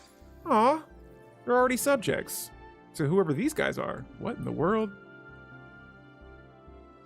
But yeah, you don't have max fleet capacity. And so here we have pre-FTLs that are at war on their world. Trust me, I get it. I'm still learning a lot about it after like 300 plus hours. I'm embarrassed to say, I'm at like, I'm not embarrassed to say it. I'm actually, I play this game a lot, like I said, but I'm at like 1.3K, maybe somewhere in between that 1.3, 1.5K. And I'm still just picking things up because when it comes to like watching like guide videos, I like guide videos that help me show me how to play the game, but I'm not looking for meta. I'm not looking for just ways to completely destroy the game and make it all just numbers. I feel like I've seen people play that way, and more power to them. They can do that. Me though, I see situations come up, I see resources go up and down, and I just kind of play it on the fly. And so, like I said before, I'm more in it for just like, hey, let's see what my bird species can conjure up in this game today. If that makes any sense. I don't know. Does that sound right, guys? Or I don't know. But yeah, right now, like one of our goals is to try and become we already are, but remain the leading member in the galactic community. I have a ally that is like creeping up. Pop growth tips, would you like them? Sure, feel free to share them. Yeah, I may be kind of like moving around doing different things in the game, but yo, if you got any kind of tips or tricks or anything, please do not feel free to, or do feel free to share them. I do not mind. And so here I'm upgrading with some of my bases so that we can build more shipyards. And let's get these hydroponic bays on some of these that we don't have them on already. And once my fleet capacity catches up, or once my fleets catch up to the capacity, then I'll change some of these back to anchorages later on. But for now, let's just kind of get these. We'll just queue up a bunch of shipyards here. Now we got a leader that has leveled up, the Keeper of the Vaults. And oh man, 32 food. Yes, let's go for that. And let's sell some more food while we're at it.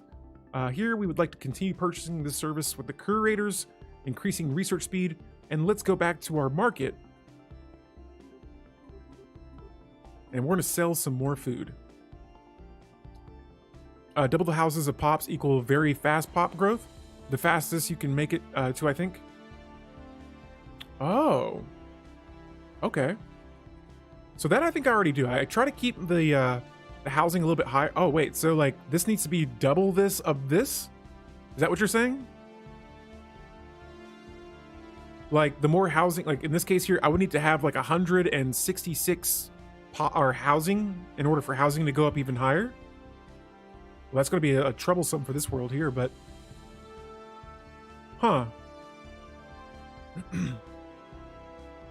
pretty much the gist of what you're saying though is just more. Wait, how do I have low amenities on this planet when I have culture workers? The amenities should be through the roof. More housing, faster pop growth. Copy that. Yeah, in that case here, that's kind of how I've been building a lot of my worlds though. I try to keep housing high, especially like later on in the game when you run out of housing, but you still have jobs you can upgrade. I try to keep that in mind. And so here, yes, we will do that. Any worlds I have that just don't have jobs available, and let's resort these worlds. We're gonna reorder them, and I'm gonna go with it being the least amount of pops to the greatest. What is this? Where's this taking place at? In one of our systems, our detection instruments have for the first time picked up radio signals emanating from a planet, in particular this one right behind me. Oh, it's a pre-FTL planet. The industrialized alien civilization has evidently begun experimenting with wireless transmissions. And so elsewhere on the planet, reports have been coming in detailing the launch of basic aircraft. Bearing some unforeseen development, this civilization's technological progress will continue at a rapid pace. Now, we've had some unfortunate situations happen with pre-FTLs, and so I'm going to try and monitor these guys a little bit better. Hopefully, we can steer them in the right path. But in the meantime, though, let's go back and manage some more of our worlds here. And so this is one of my newer Gaia worlds, and actually, I think I have a Gaia world option. Let's see here. There was a planet that had low stability, or low amenities, and I want to scope that one out again. Where are you at? Here it is. Our Forge world, Winged Landing. And so let's go ahead and make the decision here to Nubau life seed it. And that'll turn this planet into a Gaia world. This will be our third Gaia world. We've transformed now. And let's check out our species here, because I'm pretty sure, oh man, both factions, look at that. Both factions 100% approval of how I'm running this empire. And our main faction we're supporting, the Alliance of Spiritualists, 288 influence from that one faction alone. And so talk about some juicy stuff there.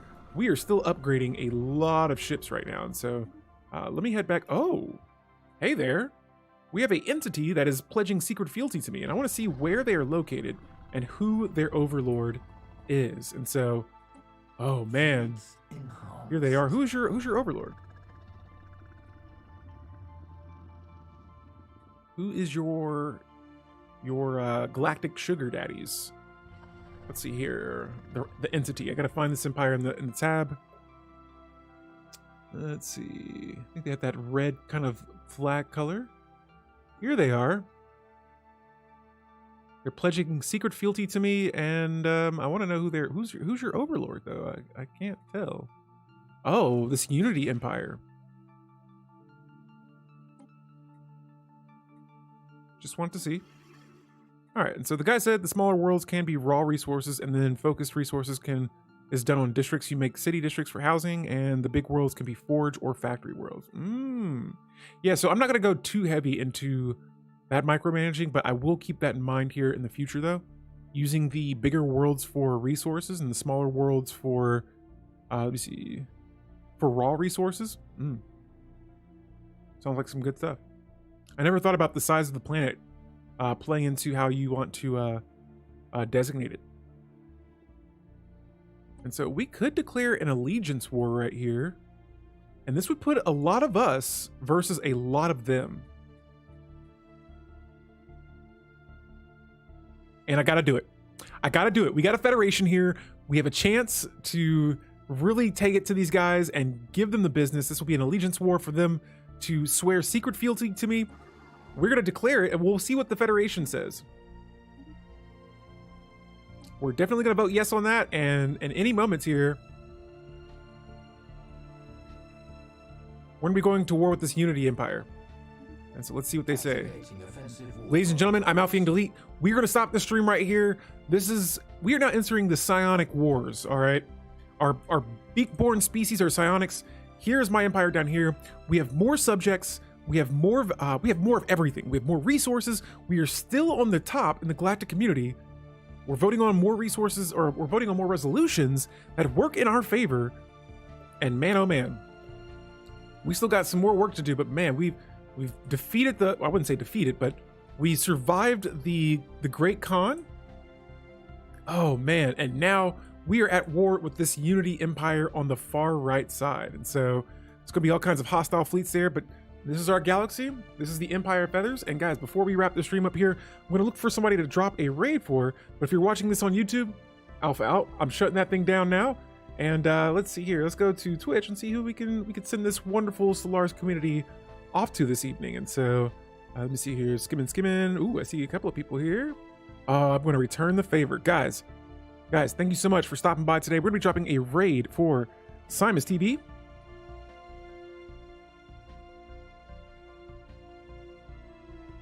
And yeah, I will catch you all guys. Probably we're going to be back on streaming here in, I'm going to be back streaming on Wednesday, but I'm going to be streaming on the official Stellaris page. And so we're continuing that. I'm partnering up with EP3O. We're going to be playing the Stellaris with a Twist. It's our cheese-themed empire. It's going to start at 9 o'clock a.m. on Wednesday, Eastern time zone, if you're in the States. And yeah, I just want to say thank you so much for everybody that hung out with us today. I can't read everyone's chats right now, but I will come back to it later. Enjoy this raid. I will see you all on Wednesday. And then on Friday, we're going to be continuing the Empire of Feathers playthrough, entering the Psionic Wars. And so guys, thank you so much again. I appreciate everybody that hung by, that followed, that subscribed, that just watched or lurked. Appreciate everyone. So have a wonderful evening. Alpha out. See you guys Wednesday.